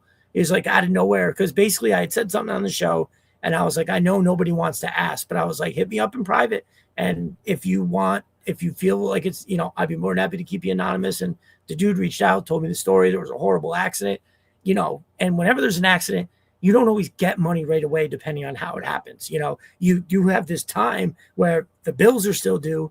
The food still needs to be put on the table. And this was, as we were going in, it was like a month and a half before Christmas. So the community ponied up. We sent $700, and in effect, it saved Christmas for our family. So come on, it doesn't get any better than that, So let's see. Back to the collection. What do I got here? Oh, here is a little something. This is pretty cool. A Kickley. Kickley, yes. Yep, Yes. very cool. I thought that Yeah. this is awesome. This looks amazing. Yeah. Um, He knew who Cletus was, and I met him at the Dallas Toy Show a couple years back. Because they were kind of competing shows. That was like Joe Fest and Dallas Fort Worth, kind of like okay. the same weekend or one weekend after the other, whatever. And this time I was like, there were a lot of people at Dallas who I'd never met. I'd never met Ron Rudat before. So and Kickley was going to be there. I was like, I'm going to get a Kickley commission, and I just think he Awesome. knocked it out of the park. Did really cool. I And a agree. really super nice guy. Yeah. I agree. Yeah, that's I mean, I don't know where he just I mean, he was dropping heat all the Yeah. time. And then all of a sudden I know he started doing like the sports thing and this and that and then nothing. Like I was Yeah. following him on all his pages and I mean, Yeah. hey, listen, real life, happens, but I felt like he went from having all these heaters and great things to like nothing. I mean, dude, his Yeah. snake, he was always drawing an alpha commando snake eyes that had Yeah. a sword and was killing like 100 people in the thing. I Yeah. mean, it was always amazing. And I miss Kickley. I'm gonna actually try to go look at his page and maybe I'll put up a couple photos of it some other time because Yeah. dude, the shit is amazing. I remember I inquired about getting a drawing, and while he did in fact give me a relatively fair price, I kind of was like, I had to pass at the time. I like the idea. It was going to have to be, it wasn't going to be a sketch card. It was going to be like a thing. And I do think he actually offered me a very, very good price. I couldn't do it at the time. So his stuff, because of how many people he'll render, he had like a really cool piece that had a bunch of Cobra soldiers and like Cobra Commander kind of like walking past them. I mean, I think he wanted like $400 or $500 for it, which again, for the amount of work he put into it, it is like, kind of, this is art, and art costs money. But yeah, I'm the same way. I was lucky. I think this was probably around 125 to 150, and it's probably about this big. It's probably like a 6x8 or something like that. But I was, again, I was thrilled with it, and especially now that it doesn't look like he's doing as much work. If you look really closely, this is almost like a World War II version of this also. He was kind of in that phase. So he's wearing like a jacket, as you can kind of see. It's like a field jacket. Yeah. It's not like a true BDU, and so it's just kind of interesting. That is So pretty but awesome, then he's actually. got like a modern AK, so but he did a lot of works that were like World War II versions of GI Joe, and they were really cool, like the Cobra ones especially, from my standpoint. Very cool. That's awesome. I love it. So Billy Sellers, is this your first time joining the show? He says, I love to collect old toys also. Well, my brother, you have found the nexus point of GI Joe collecting.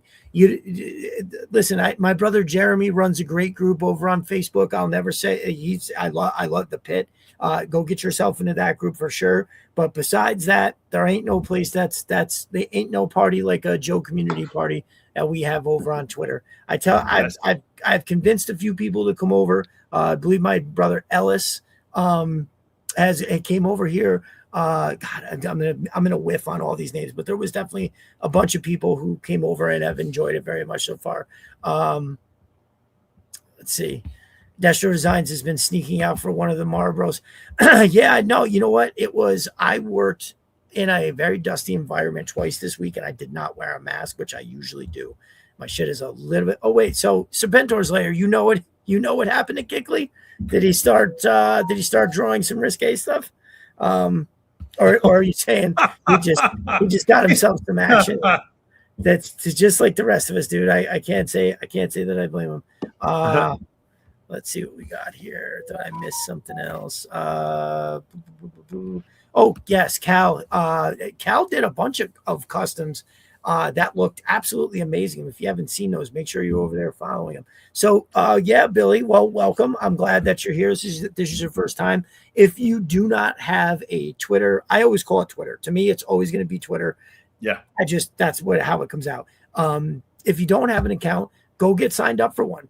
You can find me, Destro Designs, Viper Den Studios. Just be like, hey, I'm Billy. I'm Billy from the YouTube channel, and I'll introduce you to everybody, and we'll have another great member of the community, brother. I think you'll really enjoy it. But yeah, Yeah. so welcome and thank you for coming. Let's see. I love G.I. Joe, Star Wars, Transformers, and Batman. Yeah, bro, you are in the right spot. 100%.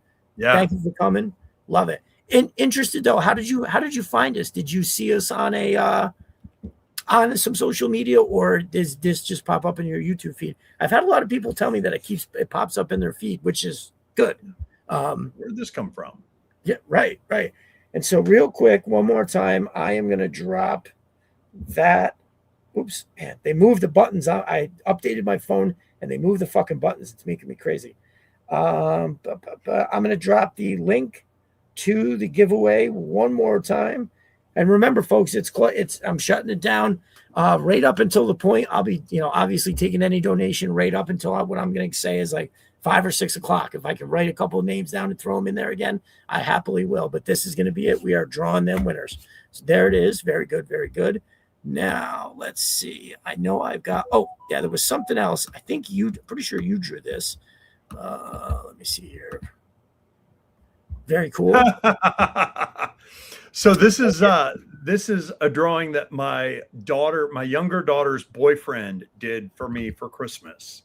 It is actually a hybrid of they came out to Las Vegas to visit. They live in North Carolina. They came out to celebrate their birthday, and I took them to Death Valley. And so we took a picture in Death Valley, and then he took a picture that I had done with one of the classified, Cletus figures with the Valaverse middle finger there. And he did a hybrid of my face on the action figure. And this was my Christmas gift this past year from them. And I was so touched. It was really sweet that he took a lot of time to draw this. This is before I had the goatee. So, but yeah. So very cool. Yeah. Let's see here. And I got one more. Can you pull up the page? Do you know where that is? Which one is that? I'd like to show this the page from issue number 22. I think that is what I'm actually trying to find right now. Okay, yeah. I just changed the name on it. And okay. Hold on a second here.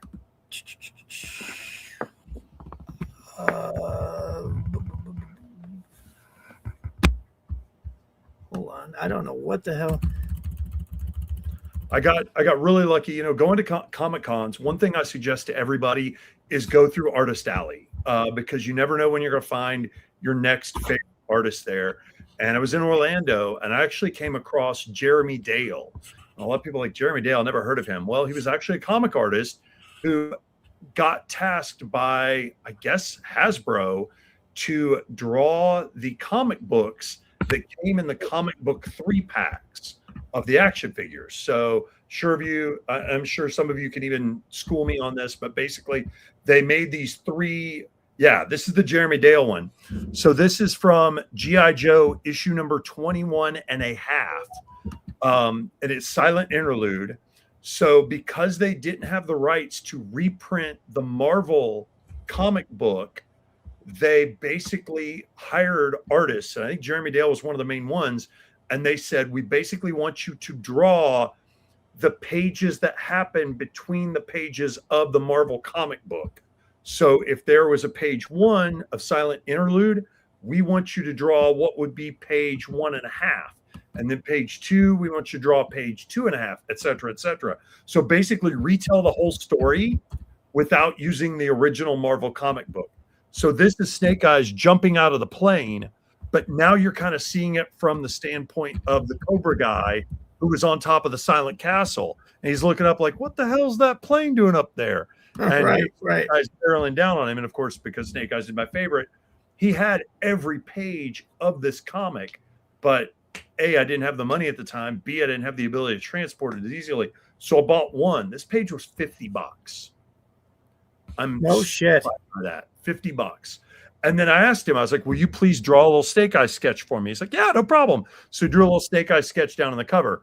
So I take it, I'm going to meet Larry Hama, and I take this to him, and he looks at it. He's like, this isn't mine. And I'm like, no, this is actually from the comic book 3-pack. I kind of explained. He's like, oh yeah, he's like, I didn't actually ever get to see the finished real artwork for this, so he signed it, thankfully. So now I've got both of them, the creators, on it. So I'll never own a picture from issue number 21, but I got kind of the next best thing, in my opinion. That's awesome. So That's yeah. awesome.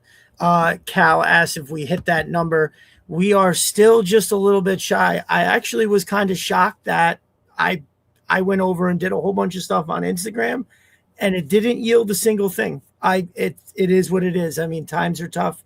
I feel like, we are a close knit community, and I think sometimes when you know it's kind of like going to a place and saying, hey, I know you barely know me, and you definitely don't even know this guy, fork over some money. But it was the chance to win a Serpentor. I thought for sure there would be a couple people who just decided to come in a little bit close. So we are close. We are close, and I feel like close enough, for sure. It's very good. You've donated plenty, my brother. But yeah, no, I mean, it's close enough to where I could say, I'm happy with it. The community, I feel like we've wrung it dry for sure. And but we will circle back also around Christmas time, because I'm sure it would be very helpful then. And honestly, what's going to happen is I'm probably going to wind up throwing up a couple bucks in. I mean, I'm covering the shipping for everything, and I donated a little bit in the beginning. And obviously, I'm not putting my name in the thing to win anything, but I'll probably wind up throwing up a couple bucks as it goes, just to get us over the hump. So yeah, no, we are going to come in so close that I'll be happy sending it to him. And I think, I know our brother appreciates it. Every time I've talked to him about it, he's very ecstatic. So it'll be nice to figure out who gets what, and we know where we get to send it. And it's all of this makes me incredibly happy. Finding this situation later in life, makes it. Oh well, thank you to Cal. We are on the money. We are on the money. Wow. We have officially hit our goal, Cal. We cannot thank you enough. Rip also is very generous in donating the Serpentor, as well as donating quite a bit himself. So, gentlemen, thank you so much. We've officially hit the number. We officially hit the $1,000 mark that we are going to be able to send this guy. That's and awesome. That's fucking awesome, dude. You are the best, Cal. I super appreciate it. It's like oh, and you and Rip have something coming your way. I can't tell you anything more about it, and I can't stop it from happening, but y'all are getting it, and I think you're going to be happy with it. If you liked my Destro thing, I think you're going to like what's coming your way. So very ecstatic there. Awesome. Thank you, Cal. Thank you, everybody. It's official for sure. We hit that number. We are on it. It was like, I think we just had 9, 10. Cal sent something. I'll throw in the extra 15. And that's a lot, brother. You've donated a lot, dude. I greatly appreciate you helping me get to this number in the way that you did. And also, anybody that donated a prize, one thing that was cool is that there was a lot of people who were like, hey, can I send you something to put in the raffle? I thought that's pretty fucking awesome too, on top of donating as well, which I think is just great. So that's why I kind of pushed some of it back, and we'll fire up something else. Everybody else can kind of maybe get a chance to win some other stuff. But for now, it's official. Obviously, I would be accepting of any more donations that come in. So if anybody's watching, we're not stopping at that mark. I just wanted to say that we've hit the number. I mean, it was a number I just made up. I was like, I feel like what we're raffling off, all these prizes, I feel like we should be able to get to that one particular number. So it is official. It is all sitting there in my. And it looks like Brother Rip has also donated another very, very large amount of money. So, Brother Animus, we are now at $1,100. We are at $1,100 to send to the brother tomorrow. Listen, I don't know how to thank you guys, because it makes me happy being like here. Like I'm just talking. You know what I mean? I'm just talking, and you guys are stepping up to make this an absolutely incredible thing. And I I'm a firm believer in all of it comes back one way or the other, but especially when you're not expecting it or you don't necessarily want it. When you help just for the sake of helping, that's, it's, you're doing yourself a good call on that. Cause I know helping, I sleep better at night, when I've done something to help anybody in the community. And there's all different types of ways that everybody helps. And you guys have really stepped up and made this work. So thank you, gentlemen. Thank you very, very much. I appreciate you. And I will be squawking on about this all day tomorrow until I pull those winners. So fucking fantastic, guys. Way to step up and make it work. I really appreciate you guys.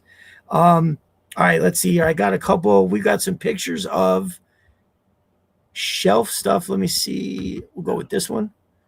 Some very cool stuff here. The fun little Snake Eyes collection. Yeah, I just like throwing it all together, and Snake Eyes is my guy. So right.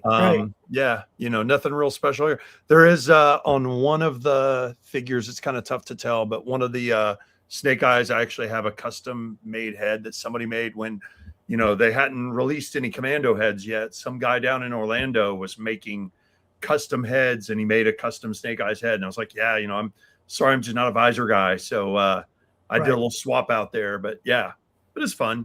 I gave Scarlet a sword. I was like, that'd be kind of fun. Yeah. No, sword, that is cool. So I have that Super 7 Ultimates. I have that same one.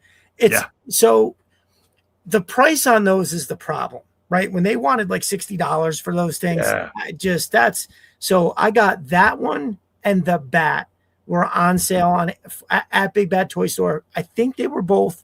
Actually, I think Snake Eyes was $15. The bat was $11. So I was like, you know what? I'm going to get one. It's got to be good enough for $11. And sure enough, dude, the bat is very cool. It's very cartoon accurate. And it's nice. I actually have both of them.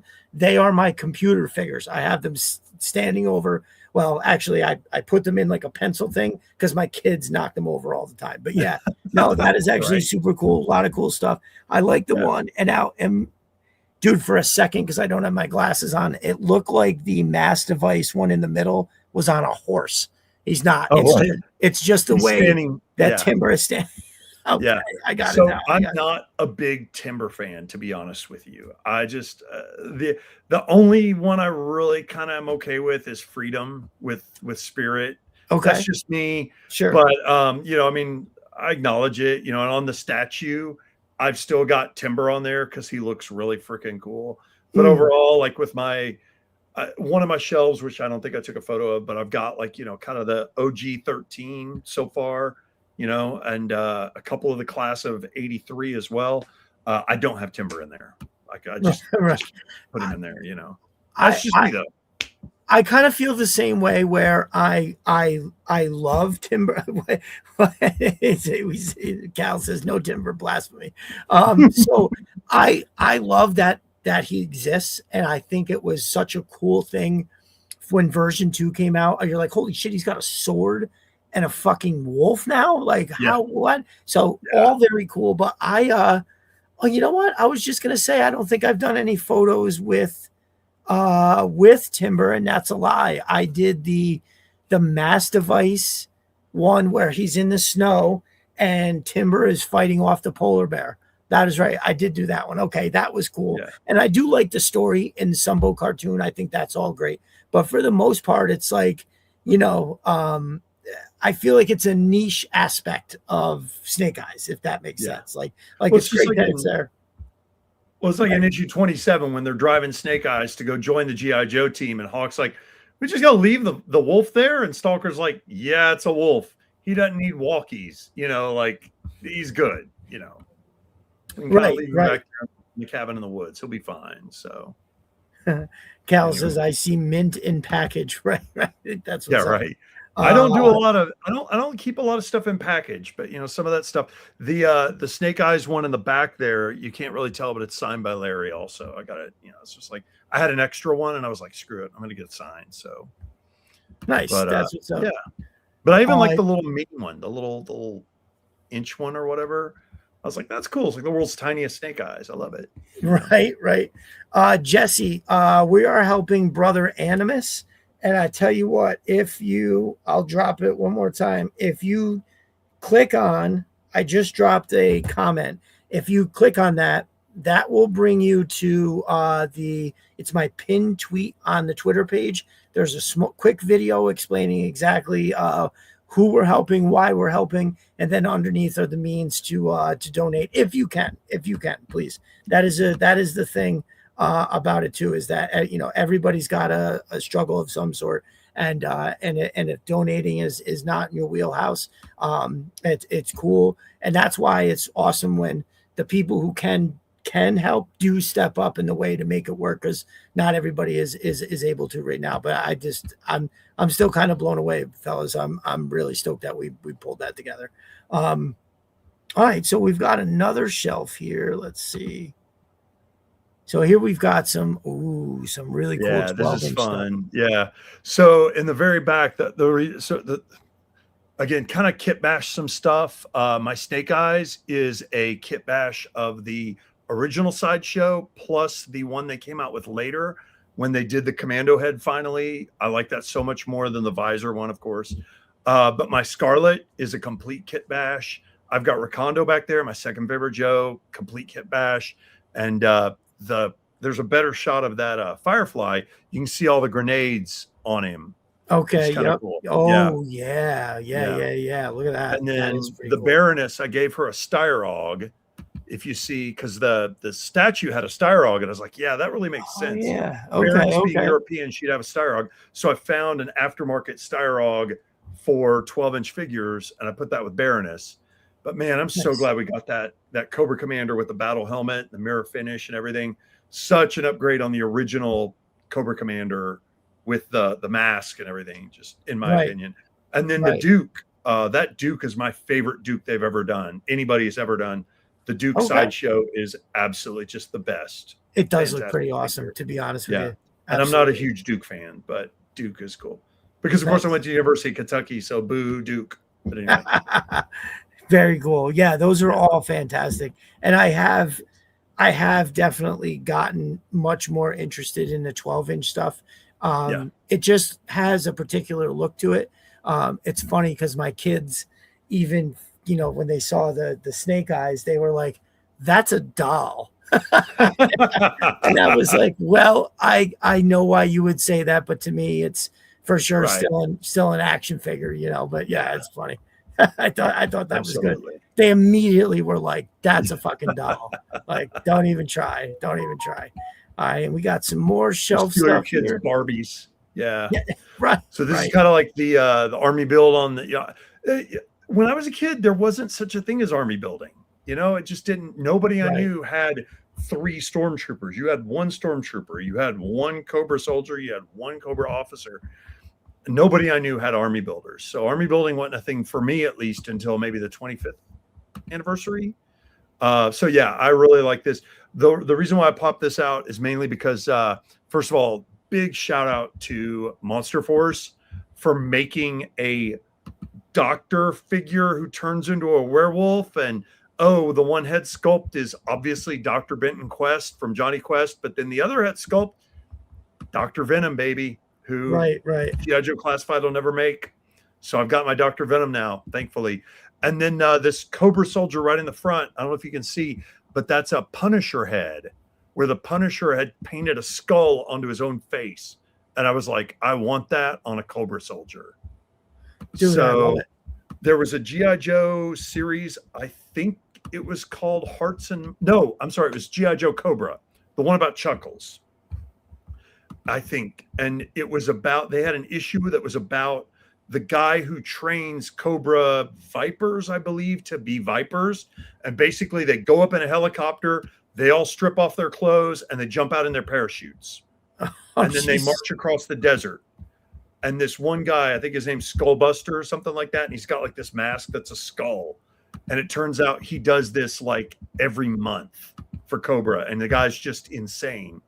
And really cool issue. Really, really interesting story to read. I definitely recommend everybody check out that Cobra series. It's absolutely fantastic. And that's a guy that kind of stuck in my mind. So when I saw that Frank Castle with the skull paint on his head, I was like, that's got to go on a Cobra figure. So if you zoom in on it, he looks really cool. Definitely recommend it. Sound cool. You can still get them on eBay for $5-6 probably. Really? I want to do that.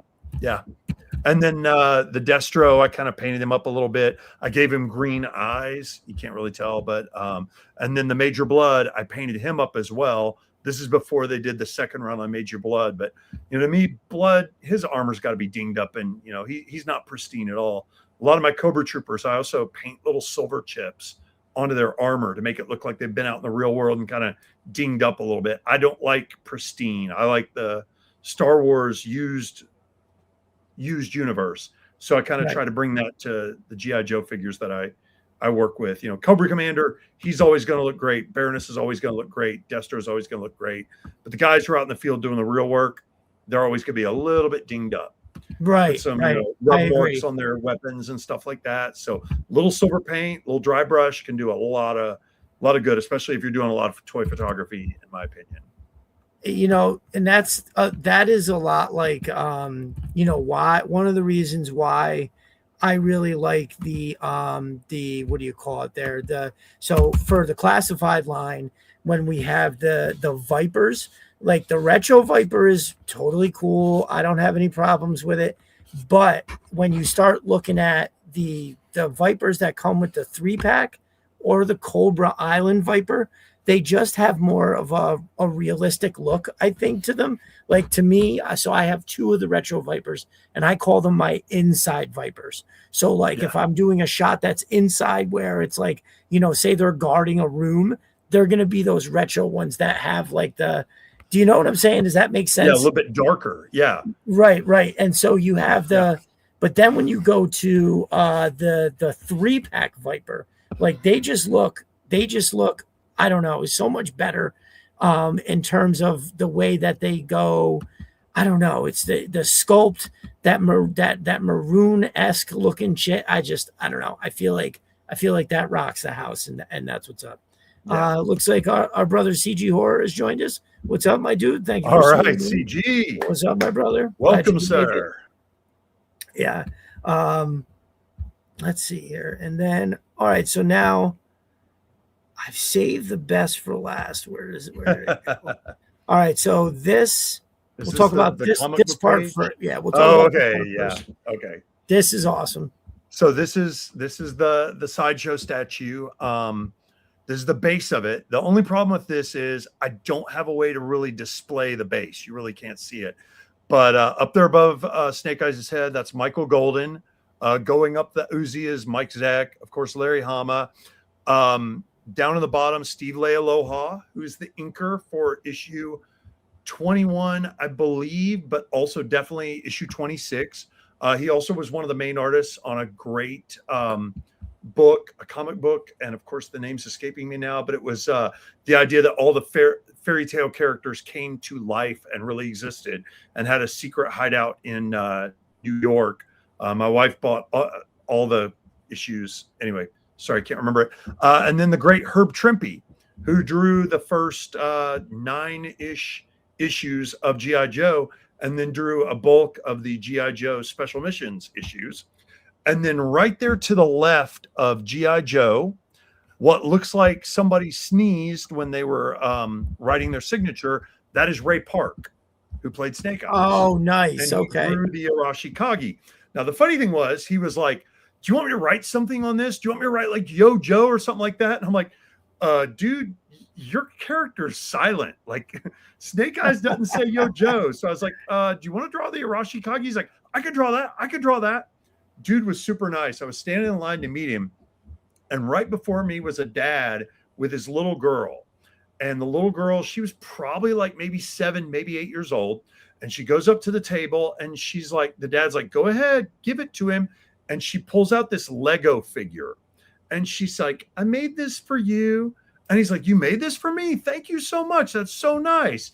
And he said, you know, I wasn't supposed to be here today because I was supposed to be here today, but I didn't want to come because my son is in a martial arts tournament down in Houston, Texas. And I'd really like to be there. But my wife said, nope, you committed to going to this show. You need to go to this show. So I'm here. I'm so glad I got to meet you. And the dad says, do you want to show him your pictures? And she's like, can I show you my pictures? He's like, sure. What have you got? And she is in martial arts, little 7, 8-year-old girl. And he's like, this is you? And she's like, yeah. And he's like, you won these trophies? And she's like, yeah. And he's like, can I pose with you? And she's like, uh-huh. So he got up and went around to the front of the table. And he's like, Dad, get your camera out. And they stood there doing martial arts poses together. And I see the smile on the dad's face. And the little girl's like freaking out. And I was like, dude, nobody ever gets to say anything bad about Ray Park in my presence. Yeah, ever. right. Because he made that little girl's year doing that. Absolutely. That was just so cool. He didn't have to do that. And just for him to, to be that present in that moment and take photos with a little girl who's going into martial arts, which is something that's very close to his heart. I loved it. I thought it was so cool. So I think that's awesome. But be careful if you're getting something signed of Snake Eyes by Ray Park, because he'll want to write Yo Joe and knowing's half the battle and all this stuff. And, I know. Anyway, That's so but I thought crazy. that was kind of funny. Yeah. I was like, dude, that's so funny. Mel Dick Copper says, I was mad G.I. Joe Classified Snake Eyes was missing his lips. How can you make Snake Eyes without the lips? So in Rise of Cobra, in the uniform, he had lips. And then wasn't it, I think version 2 might have had lips, or one of those early versions definitely had lips. It wasn't so crazy. But CJ Horror says, I had to drop in. Printers are busy, and I'm painting the classified Fang that I'm working on for DVD. Oh, yes. So yeah, we need a Fang. Yeah, I'm so stoked for that, because to me the Fang is the one iconic Cobra vehicle that I don't have. So the claw, the trouble bubble, the snake armor, the hiss, and the night landing were always like the most just, I don't know. Well, maybe the night landing because I just loved it. But the other ones, they were always in the cartoon. Somebody was always flying around in a trouble bubble or a claw or a Fang. It was just all the time. You know what I mean? So I'm happy that beginning of the first season of the cartoon, the Fang is what Cobra Commander's flying in, and they shoot it down and he jumps out and parachutes out. That was Cobra Commander's vehicle. And then when they go to rescue Cobra Commander and they send the Fangs out, they're literally like pushing Fangs out of the plane to go rescue him.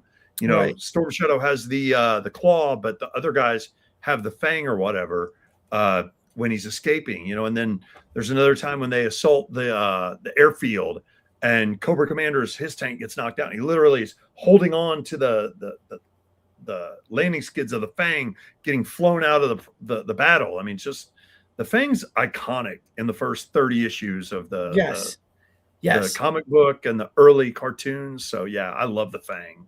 And it's so great. For sure. I think it was the first vehicle as a kid. I was like, why is he so close to the fucking propeller? Like there's a bunch of, like the claw. Okay. You're kind of exposed, but it's a glider. What else are you supposed to do?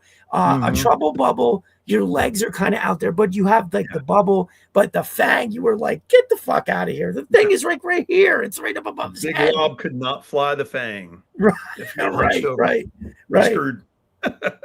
That's so funny.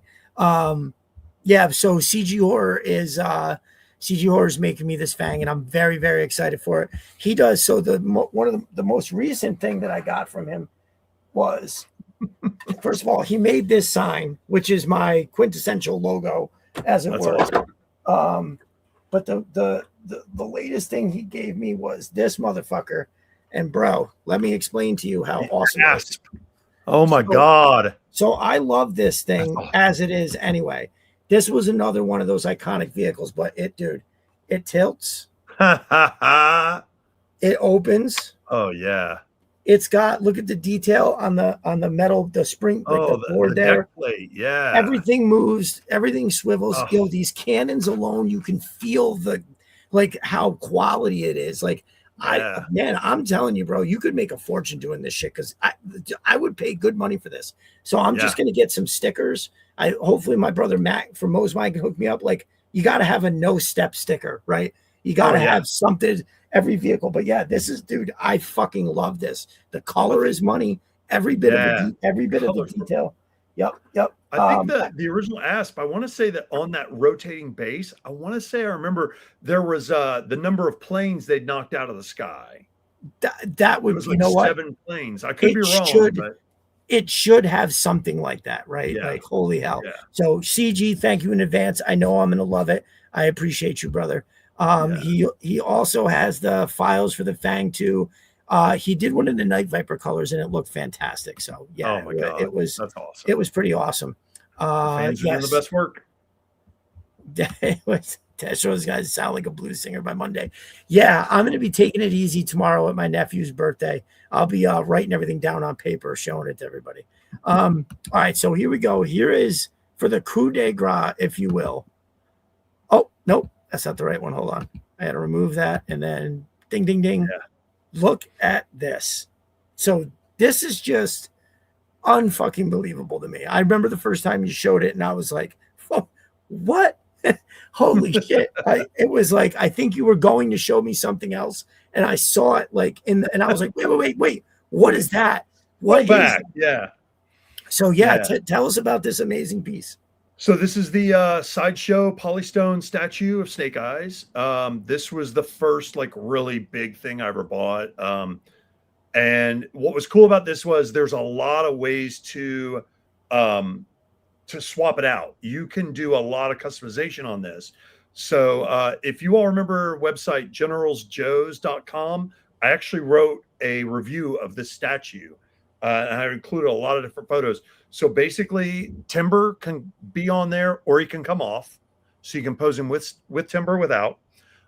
His right hand is holding the special Snake Eyes sword that we all know and love.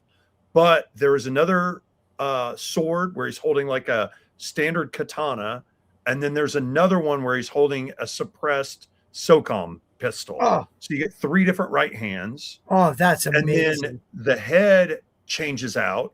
So you can have the visor or you can have the correct commando head. And then the demolition pack can come off also. So there's mathematically, there's like 20 some odd different ways you can actually have this statue look, which is really cool. So that is pretty cool. He's heavy. And again, I got the base signed. I'd still like to get Rod Wiggum and Ron Wagner to sign it because they did a lot of work on the G.I. Joe comics. And then at the base down there at the bottom, that long black stick, that is an Uzi magazine. I actually own an Uzi and I bought a bunch of mags for it. And when I went to meet Larry Hama, I was like, I'm going to have him sign a freaking magazine. My dad, when we went to baseball card shows, my dad played softball.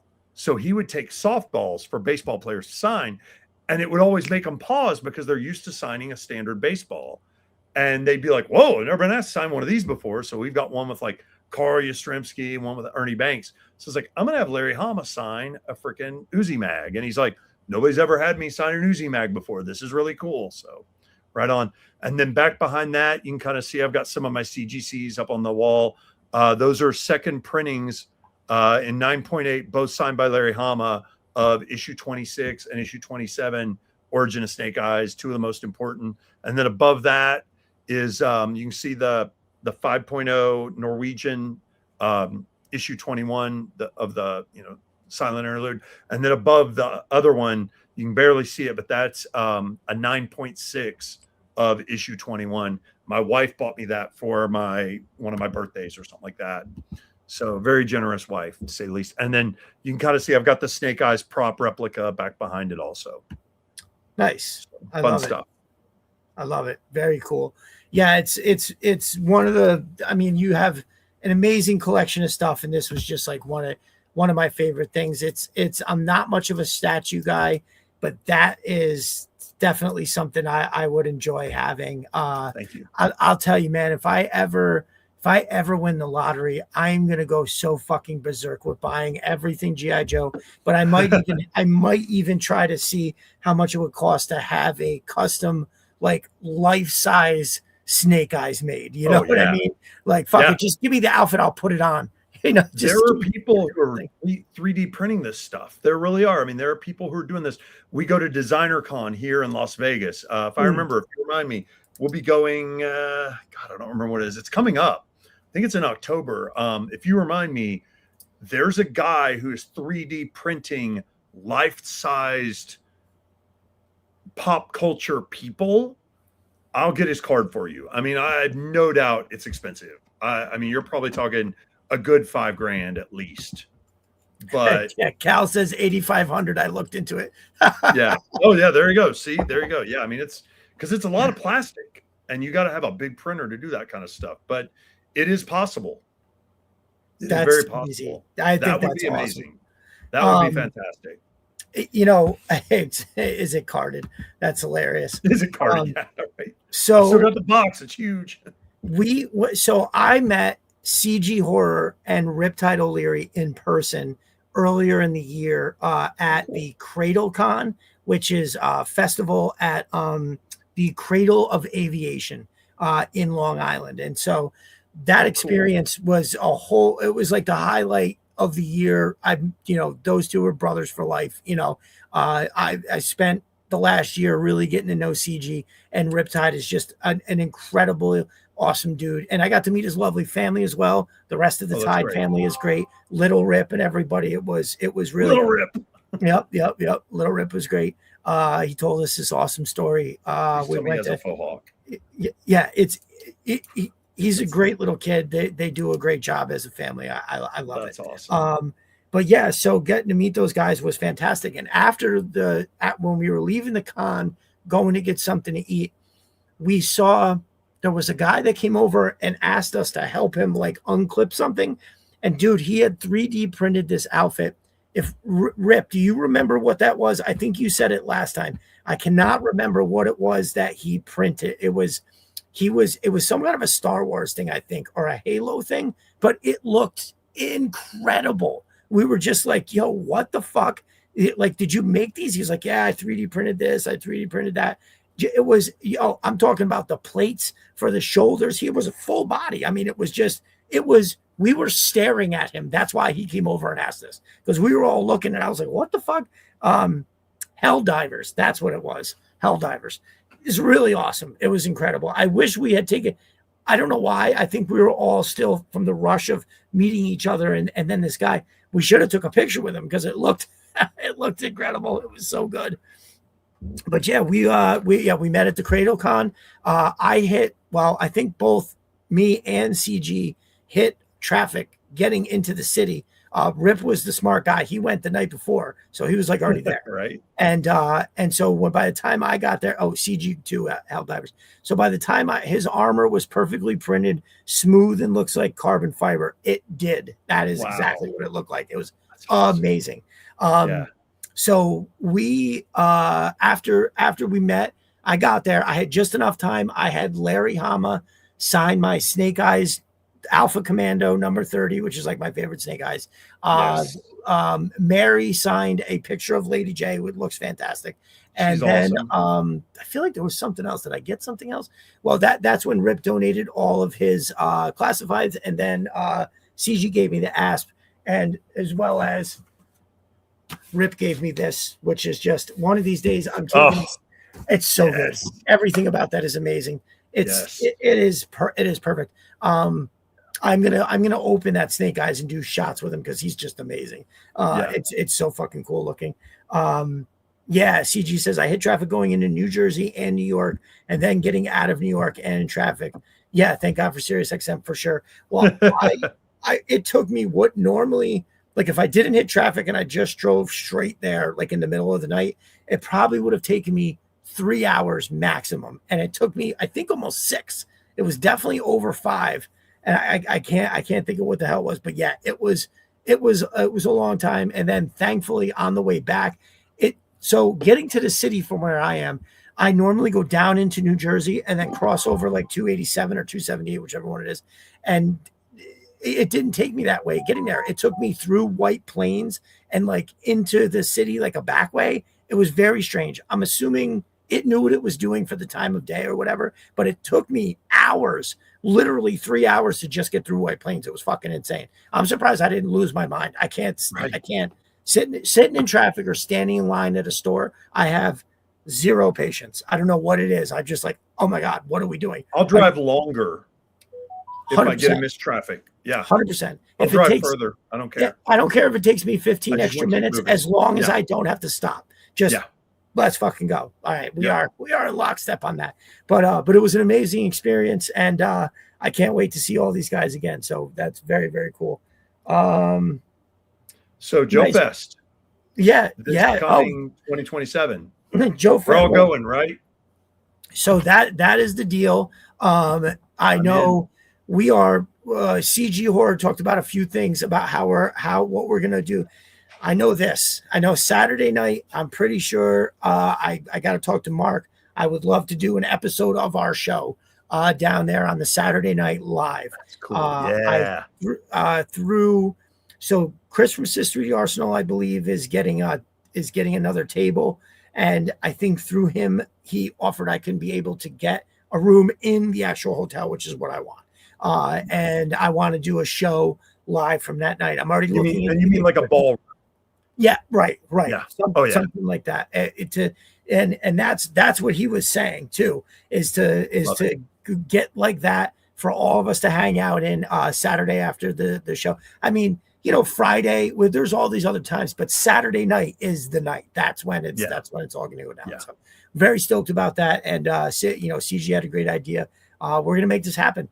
We're gonna blow the fucking doors off the place, and it's going to be. I want to look at it as it's like a historic thing when we look back, because I've never been to Joe Fest before, and I feel like at this stage, in looking at where I am with everything I've done in like the last 18 months or something like that. What are we in August? So all right, so like 20 months. It's actually wow, yeah, it's been going on for a while. Happy to be back to the collecting. Jesse, yes, I just got that, Jesse. Thank you so much, Jesse, donating to the cause. So yeah, we are at $1,115. Boom. Nice. We are, speaking of blowing the doors off, we have blown right past our whole thing. So CG Horses, I'll be down there Friday afternoon to Sunday. Saturday will be a dinner for all of us. Hopefully I can get the voice actors to join us.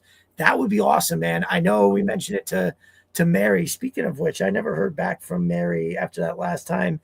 She said something about being interested in coming on the show, and then she's really active on Twitter. So if you keep after her, she'll do it for sure. No, she DM'd, and I kind of was like, hey, here's when I do it, but if you don't want to come on the Saturday show, you tell me when you want to come on, and I will fucking make the show for whatever time. 2 p.m. on Tuesday, stamp it, booked. We're doing it. So I think she's in North Carolina now too, so she's at least on East Coast time. That helps, I'm sure. Nice. That's great. Yeah. CG, I plan on being there for the whole weekend as well. I don't fly, so I'm going to be driving my ass down.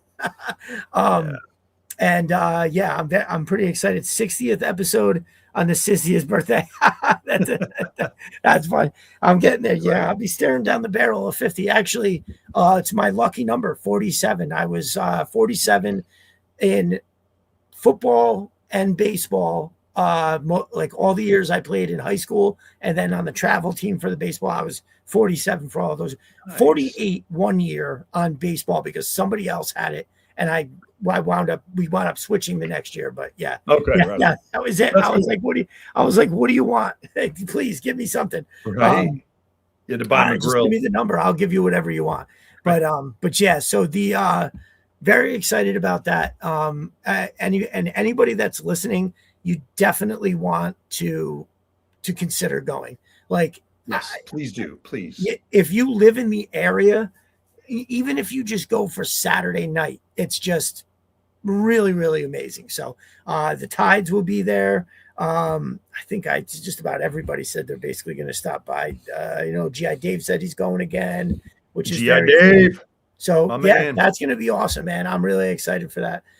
Something about it that kind of strikes me is I think a lot of the people, and I might be completely wrong on this, but it seems like a lot of the people that are in this group, the people listening and so forth, a lot of these people maybe weren't the Joe Fest the old G.I. Joe convention people of old. It seems like this group's a little bit more new to all this stuff. Like, you've never been to Joe Fest. I've been to Joe Fest a couple times, but some of these other people, they went this past year for the first time. It's fun because this is a very positive group. And unfortunately, a lot of those folks who've been in this a long time, there's a lot of negativity. I've seen fights break out at Joe Fest. Dude, that's like so crazy. Fist fights. And I'm like, what are you all even doing? You're all adult men talking about a toy line, a comic line, a cartoon line, and you're getting to fist fights over this crap. Like, and there's, we've got our click here. We've got our click here. So I just want to take a moment to say thank you all so much. A lot of these names I know, some of them I don't. I mean, I'm not sure that I've ever met Orskizio, but CG and GI Dave and Serpentor and Kal-El and you guys, you guys are awesome, and I just love the positivity from everybody. It's fantastic. I'm really proud to be a part of this, and I'm so glad you guys are letting me be a part of this and show off my collection a little bit. It's been an honor tonight. I've really had a great time. And I thank you, Mr. Cal Death says, Star Design. I'd love to go, but that's hell week. So Friday and Saturday I'm working. That sucks, bro. That sucks. Well, hopefully maybe some like crazy changing of the the sun and the moon or something between now and then that maybe you could wind up fucking showing up or something like that. Round trip flight. Matt, just for Saturday night. Matt from Mo's Mind says that he's trying to secure a booth too, which would be great. That's right. I think you were talking about getting you and Chris to have a booth together. I will fucking park my ass there all day. How awesome would that be? So yeah, very, very cool. Jai Dave, big reviews for the show. Very good. Well, speaking of which, I've got a few things to Jesus, what am I talking about here? Keep hitting the wrong button.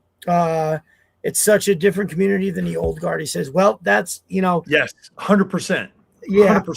I can't imagine that. Like the only thing that bothers me is we all know the shitty podcast and I don't talk bad about anybody, but that blowhard that doxed Mark and tried to get him fired from his job. Yeah. Fuck that guy. Like, I don't think I'm not in the, I can't imagine that. I think I'm way past the stage of seeing somebody and wanting to fucking fist fight them for some shit like that. But I don't like it when people fuck with my friends either. So fuck that guy. But literally, like when Cliff Clavin and Fraser Crane were going to fight each other, and then just coming up with like 100 different rules. Right. And then we're going around to fighting. Yeah. No hitting below the belt. No hitting in my right ear. It really hurts. And I have a. What he said, CG said, Gridiron just debuted the Anvil. It's basically the G.I. Joe hammer. Oh yeah, did that just come out, or did they have something? I thought it was I feel like that's been out for how many? Is that what they're calling that, the Anvil? Well, wait till you see what Mo's Mind has coming out next. I think everybody's going to be pretty impressed by that. But speaking of which, I'm going to show off a few things quick because we've been going for a little over 3 hours, so we're gonna wrap this up. I just want to show off a few things real quick. So everybody knows the big stuff that Matt from Mo's Mind. Oh, hold on. Wrong one. Hold on a second. Where'd it go? There we go. Remove that one. And here we go.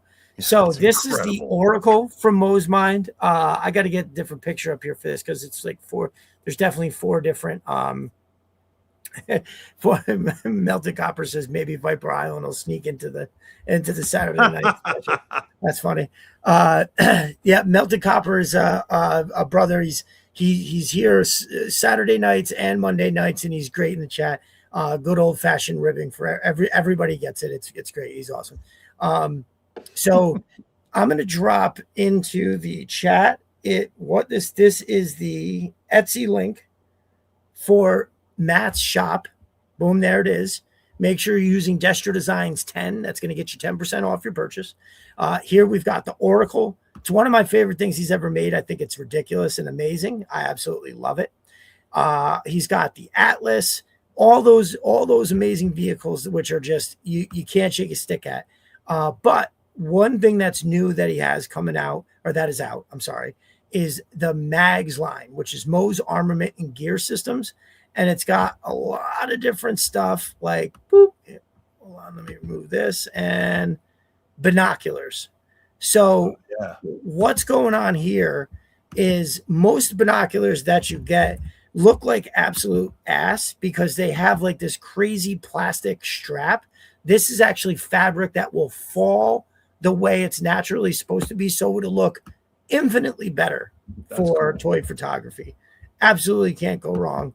There's that. And I love Duke with a scar too. That just makes sense. Yeah. The scar rifle. I think I've got one of those too for my Duke classified. It works great.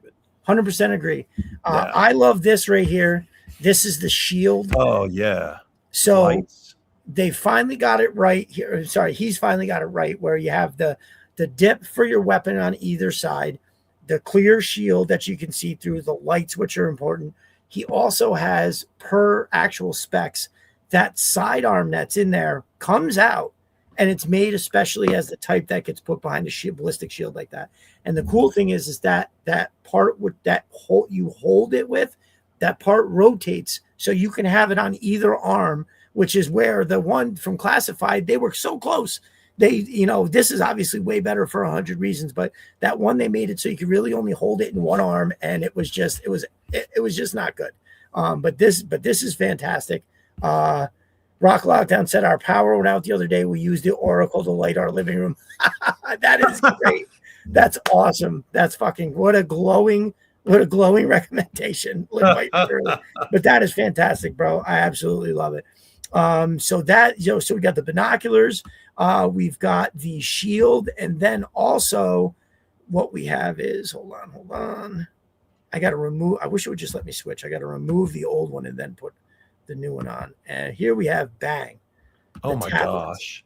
Yes. So the detail on these is just is so insane. Like they're so crazy looking.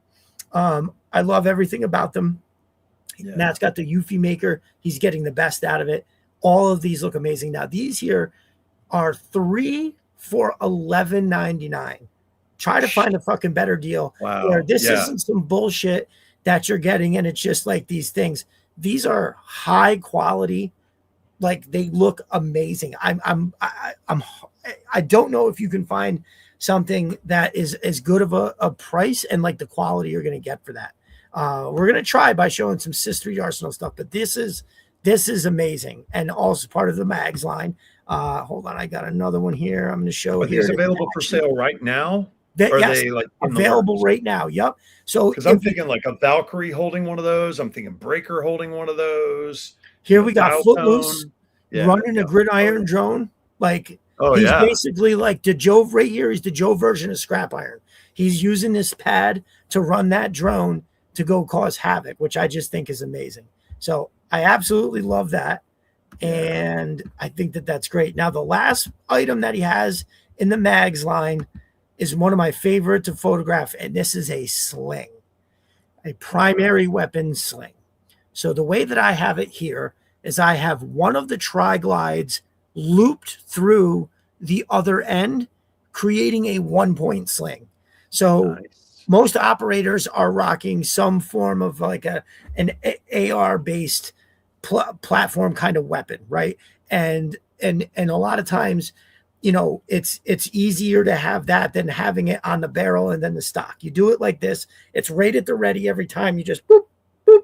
It's exactly how you want it. Now, in this picture, I had it because now he's got his close quarters weapons out, right? He's got his silenced pistol, he's got his knife, and he's ready to sneak up. But that primary weapon is right there at the ready, right? Which is where you would want it. You can, though, you don't have to loop it like this. Say if you've got Tunnel Rats, big M60, you just slide it over the barrel, you slide it over the stock, and now it's sitting there just right. So this has been missing for so long from toy photography. It's absolutely not even funny. And not only did Matt come up with something to fill that void, he absolutely crushed it. I fucking love this shit. I think it looks absolutely incredible, like truly. And these are also cheap. You get 3 of them for $19.99. They have the brown, the green, and the black. They all look amazing. The fabric is perfect. So, one more thing. So as you see, there's 3 tri-glides on there. 2 of them operate the actual loops on the ends, but the third one you have on there, because if you want to get that primary weapon position just right, you can use that third tri-glide to move it on the stuff that's around the individual figure to get it to kind of hold it up right where you would want it, which I think is just incredible, right? I think it's absolutely amazing. So very, very, very, very cool. Call sign Smash. Thank you for coming in, brother. Greatly appreciate you stopping by. Hey, call sign Smash. So yeah, how awesome is that? That is incredibly cool. Now, some more new stuff from Mo's mind is we have in the bar and the outpost are his 2 play sets. He's got all new colors coming through, And I'm going to throw this one up with all the new stuff coming up. Winter type stuff. This is crazy cool. So it's like, getting a bar or an outpost to go with your new snowcat, or if you got the snowcat and then you can have like the snowcat rolling around with the bivouac as like a remote outpost from your outpost, right? I don't know. I'm super excited for all these different colors that he has. This snow I think looks really, really cool. And it's got the kind of like the digi pattern that goes along with the same one, the pattern that is on the Arctic Hiss, right? So very, very cool. Appropriate with what's coming up. That is the snow. Here we have the chocolate.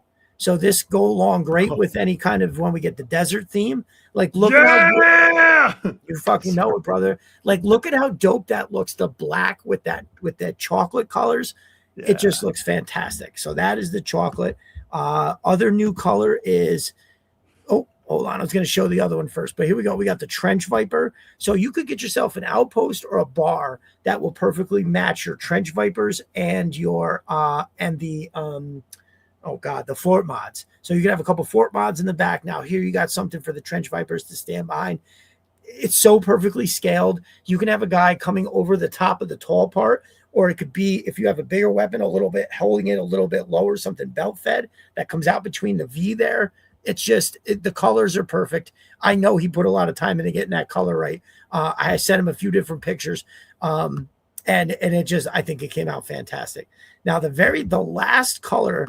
Now I think that this is cool because when we think about camouflage in the 80s, when we grew up, this is that commando color, right?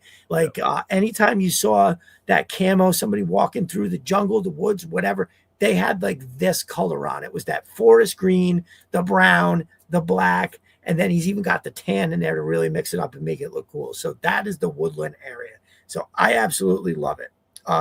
Hopefully everybody saw that quick little thing I put together to show you. So obviously, if you saw it, if you stayed around for the whole thing that I made for Matt today, it came out this morning, was that there was a new vehicle. I know I showed little snippets of it last week, but now we were showing off he's got a suspension.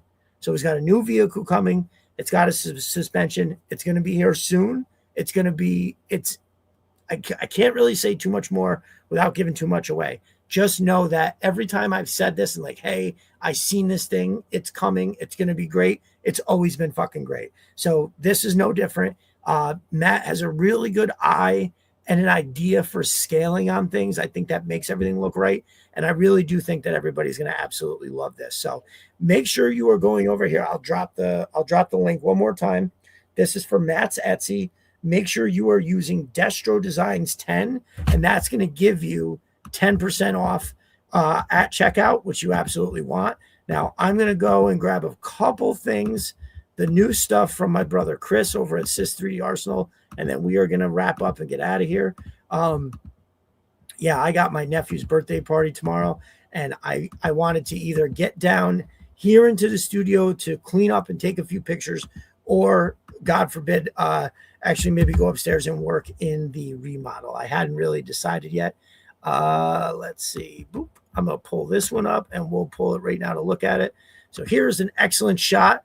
As you can see, what we have here is the new Sys 3D Arsenal med crate, which I actually, oh shit, you know what? I don't think I ordered one yet, but I got some incoming stuff and I'm very excited about it. This shit looks amazing. Like, it just truly, like, the inserts that he's making for these are so detailed with the removable parts. So that long one that you have there, that is you can get the insert if you've already bought the case.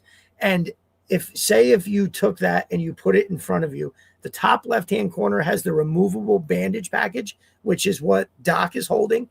And then in the bottom right-hand corner, you have it's an iodine bottle.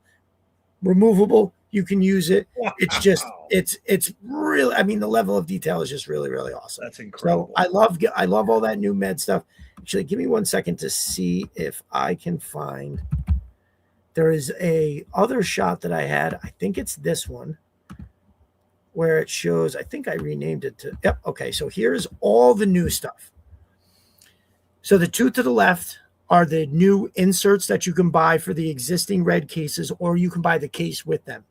The one that has the hinge top, that is the new in that new military tough case that he has the laptops and the chemical cases in. I fucking love those. They look amazing. That one, I have my eye on that. And then the springboard, which is incredibly cool. How awesome will this look with Lifeline, right? I mean, he's already over the top red with all of the shit that he has. So this is like almost no different. So absolutely love this one. I think it's fantastic. Let me see if I can grab. I have the new locker we're going to talk about in a second, but let's see here. What we have here is world building. So you've got a nice wood table. You've got your wall mount in the back where you can hang stuff. What you have, Scrap Iron right there is working on his Vulcan cannon, which the very first thing that I bought from Chris is the Scrap Iron mission crate, where when you open it up, the top tray comes out and it's got two of those Vulcan cannons. The bottom tray has a space for you to take the missiles out of Scrap Iron's drone, put them in there, and then you slide the Vulcan cannons into his drone, which I should have out here so I could just show it. But yeah, wow. Basically you have this, and then you take these out and you put the Vulcan cannons in there, and it looks unreal.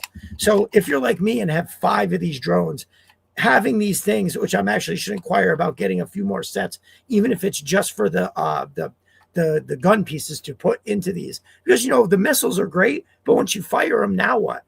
So here you have the first big photo shoot I did was I had Bats deliver Scrap Iron this to a place he was fighting out of, and they set it up and got it good. So I love that shot. I think it's pretty cool. We are going to check in with the new locker. Here it is. It fits the whole deal. Regular. Yep. So the gun racks on the bottom are excellent. I love the space is made perfectly for helmets up top, but the fact it's got those new areas for your secondary, right? They just look. How ridiculous does that look? Like that looks like a legit. That looks like I want that for my Mezco Firefly. When I do a shoot with that first, it's going to be with this locker set up back here where he's got all his stuff out. I have a gray matching table. He's going to have all his stuff out on the table. He's going to be getting ready. But that one right there looks like something that Firefly would have, right? A bunch of different secondaries for different times. You have, silenced and ready to rock and roll weapons down on the bottom. I just absolutely love it. Here, we're going to get it. We'll take a better shot at this. So there you can see the inside a little more. It's really awesome. I think it's fantastic. Cool. So, I love Chris's stuff. His prints are super clean. I downloaded and printed a bunch of stuff like this, to go with like my Vipers, just I download, I paint, I get them printed gray and then I paint them. I made some for the whatever, as me and Matt from Mosmine have coined, whatever the hell it is, orange, and the navy blue to go for the Alley Vipers. And these navy blue with the Cobra blue, it's like a perfect match for those the what do you call it, the 3-pack Vipers. So very, very cool. But I found that Chris makes them so much better. The prints come out so much more clean that I'm just buying them from him now. I made a bunch of these extra things to put around. I've given a few away here and there as like care package stuffers or whatever to try to turn people on. Like, hey, if you think this looks good, actually buy it from the guy that makes them and makes them fucking awesome. So that's what's up there. So let's see. I know I've got another Sis. So Sis 3D Arsenal you can find and sis3darsenal.com. If you have Etsy, you can still use the best thing to do is, so if you have Etsy, you can, in the Etsy Premium, you can still order your stuff through Etsy using his page, but taking advantage of the free shipping. Use Destro Designs to get 10% off there as well, at the Etsy and at the website. Chaotic 3158 says Chris has the cleanest prints I've ever seen. They are very good. I like to think Chris and Matt are right there next to each other, and the stuff that they make complements each other. It's a great way to world build your stuff. And finally, here's a shot that I took. So this is what you can do with Sys 3D Arsenal stuff, right? You can like look at this. If you think this is an awesome photo, it's not. It's just got a lot of cool shit in it. The photo itself is so. Now, what I don't have yet to show off is the actual walls or floor or ceiling that Chris makes a whole thing where if space is an issue, well, buy this stuff because it's completely modular and totally collapsible. Same thing with like mat stuff, totally modular and completely like you can adjust it to fit your shelf. Like the outpost here is a perfect width. So if you want to take it down and play with it, you can, but this is also as deep as your average shelf. So you can use it as a display as well as something you could take down and actually play with. Because I do play with my shit. Sometimes I come down here if I don't have time to do a photo shoot or whatever. I just grab a couple figures. I try gridiron weapons out, see what they look like, and just literally play with them. It's the best. And that's what this is here. Me setting this up to take this photo is absolutely just playing with my toys. And I think it's absolutely awesome. So as you see here, there is a ton of stuff. There is ordnance storage, which is the black and gray case. You've got the rack, I don't think I have that out, do I? I don't. That rack is awesome, but this thing is super cool. One of my favorite things that I ever got, hold on, let me go here. One of my favorite things I ever got from him, this is the short fuse case. So it's a different style than he normally has. It's an open face top. You get 9 of these. Your short fuse only comes with 1 fucking mortar. Well, how are you supposed to take photographs? So, go get the mortar and bring it back so I can, you got to have. So I did a whole shoot, which I should pull those pictures up, but you get 9 of these, pull it out, take the top off, turn it upside down. Oop. Hold on. Insane. Hold on a second. Gridiron's got a really good loadout kit for short fuse as well. If you want to something a little bit different that's not quite as bendy, a little bit more rigid for your basic. God, that looks good. It's got the high explosive yellow stripe. Colors are accurate.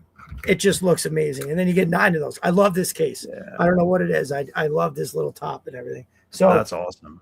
Sys3darsenal.com. Make sure you are using promo code Destro Designs to get your 10% off. Again, if you have the Etsy situation, you could use that. You could use that as well to get your promo stuff. To get the promo code Destro Designs to get your 10% off. I'm getting tongue tied. That's how I know I'm getting tired, and it's the end of the show. So yeah, that's a great use of the generic GI Joe figures too. Kind of helping the lug stuff. Really cool use of them. Yes, 100%. It's a great 100%. Dio setup. I love it. Excellent. Yeah, and it's like finding the stuff. I feel like I had one more I wanted to show off.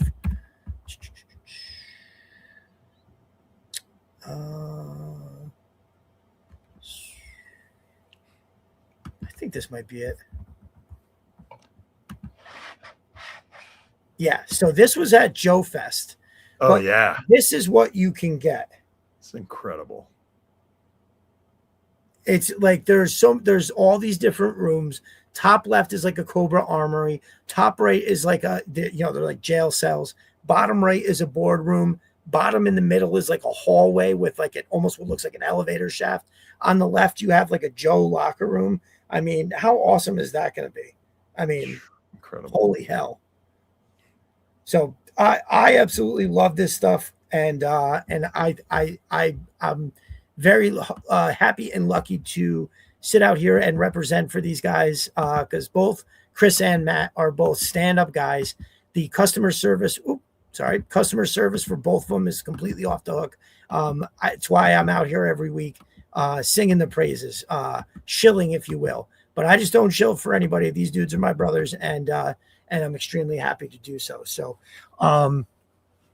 I think that's it, my dude. I think we are gonna wrap this up. 3.5 hours. It's a hell of a haul. Hell yeah. So why don't you let everybody know where they can find you and what to expect next? Yeah. So Cletus of Cobra on both Twitter and Instagram. Follow me there, either one. I'm on Twitter pretty much every single day. mainly liking stuff that you guys put out there because it's just so much fun watching you guys, seeing what you all have to do, seeing your photos. But then when I shoot stuff and put stuff up, I'm usually putting it on Instagram. So, but follow me for both if you want. I'd love to have you. I'm not one of those guys who's like, just follow me because I just want 1 million followers. I don't care. I'd rather have people who engage. That's more important to me. And again, just this community is fantastic. I love seeing what everybody does. Everybody builds each other up. I learn stuff from everybody. Everybody that puts stuff out there. You guys give me ideas, which is a lot of fun. So I appreciate it. And then, as I always say, if you're ever coming out to Vegas, let me know. If you want to hang out, if you want to go shooting guns in the desert, we can do it. But even if you're just like, hey, Chad, I'm coming to town and my wife wants to go see a good show. What should we go see? Or where's the best place to get sushi? Let me know, man. I'll be your insider guide to Vegas. And, if you're coming in, because everybody comes to Vegas at some point. So, if I can help you out and make sure you have a better time, I'm all for it. Nice. That's what's up. So, I cool. just real quick wanted to mention too, Templars is the O-ring 3 3/4. It popped up. I talked about it last week. I actually didn't write it down today. So I spoke with Terry offline. It looks like he's going to be coming on the show. I'm going to try to squeeze something in for him in the middle of next week where I'm just going to have him in for a quick chat so everybody can get to know him. I was hoping I was hoping he was able to maybe start a Twitter account. I feel like the best way to get in touch with the community is to be in it, right? So hopefully maybe we'll see him over there sometime soon, and we can promote the stuff and everybody can get their eyes on. But for now, I think I tried to share the link. I don't have any of that pulled up, but we will put something on the timeline. Everybody, when you get off here, you can head over. You can find right on Twitter. I'll have some Pentors later. We'll pop a link out there. I'll share it, and then you'll know where you can go to get all the stuff. So it's, he seems like a good guy, and I'm really interested to have him on to talk about his, how he loves G.I. Joe and what's good with all that. So I know Riptide had gone, and I know that he backed the program, or that it's not a Kickstarter, it's a something else. I can't remember what the hell it's called, but yeah. So make sure you're good. God, it's not Kickstarter, it's the other one. Make sure you are. Very cool. Sorry, I had to take a selfie. Gotta get it. So make sure you are going over and checking that out because he seems like a great backer kit. God, I could not think of the name of that to save my life. So yeah, make sure you go over, you check that out. If O-rings are your thing, you want to support somebody as a friend of a friend, right? And I think we're all close enough that we can work off of things like that. So Dogga Hides Hogfet says, thank you, Cletus. Your collection is awesome. Happy early birthday, Destro Designs. Thank you much. Yeah. When you all see me next week, it will be my birthday, and I'm stoked for that. Cletus is going to swing back through, and I'm excited. I don't have a list of actual people that are up yet. I've been like way behind slacking on that, but we will, it's going to be dope. So, you heard where you can find Cletus. You can find me, Destro Designs, Viper Den Studios, on Twitter, Instagram, Facebook, TikTok, and Threads. You can find the YouTube channel is right here, Destro Designs on Saturday. Destro Designs live from Viper Den Studios, Saturday at 8 o'clock. Next week is going to be the birthday show. It's going to start at 8. We're probably going to go late. I've got a lot of West Coast people coming later in the evening, so that's going to be exciting. Mondays, you can catch me over co-hosting with my brother Mark, who I will be endlessly thankful for letting me be a part of that all the time. Shout out to Mark. He is such a great guy and makes the best G.I. Joe content on the internet. Nobody makes shit like he does. It's the best. Make sure you're subscribed over there. Also, there is a membership thing. I didn't get a chance to speak to shit. You know what? I asked him about something, and I don't know. Hold on. Let me just double check. All right. Nope. I'll talk about that another time. But the membership, you can sign up. I think it's like $5 a month. There are perks coming to being a member over there. So make sure you are getting signed up over there. $5 a month. You'll get a lot in return for that for sure. Tuesdays and Fridays, I'm dropping articles for serpentorslayer.com.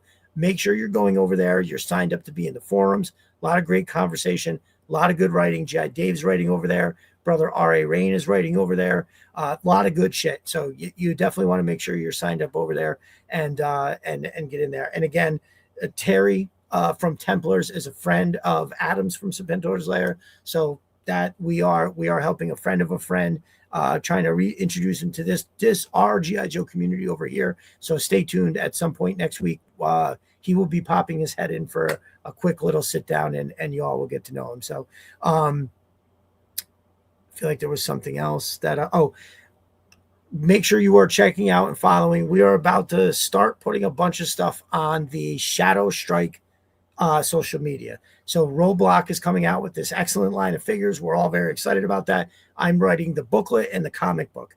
Right now, I'm on track to have the booklet out by Labor Day for you all to enjoy, and then the comics will be dropping alongside the figures as they're coming somewhere in the following month or something like along those lines. So very, very excited. Can't wait for all that. I'm also working on a G.I. Joe story with my brother Sean from Complete Carnage Photography. I think what we're going to put out over there is going to be very cool. I think the story is going to be a fucking knockout. But on top of it, we're going to have our own photography in there that's going to tell the story. Those are going to be the pictures, the stuff that he's doing, the stuff that I'm doing, along with our combined set of words. I kind of threw something out there. He threw a bunch of stuff back at it, and I think we were both immediately like, "Oh yeah, no, this is good." I'm pretty critical, right, of the stuff that I do, and usually I'm kind of like, I don't know, maybe they'll like it.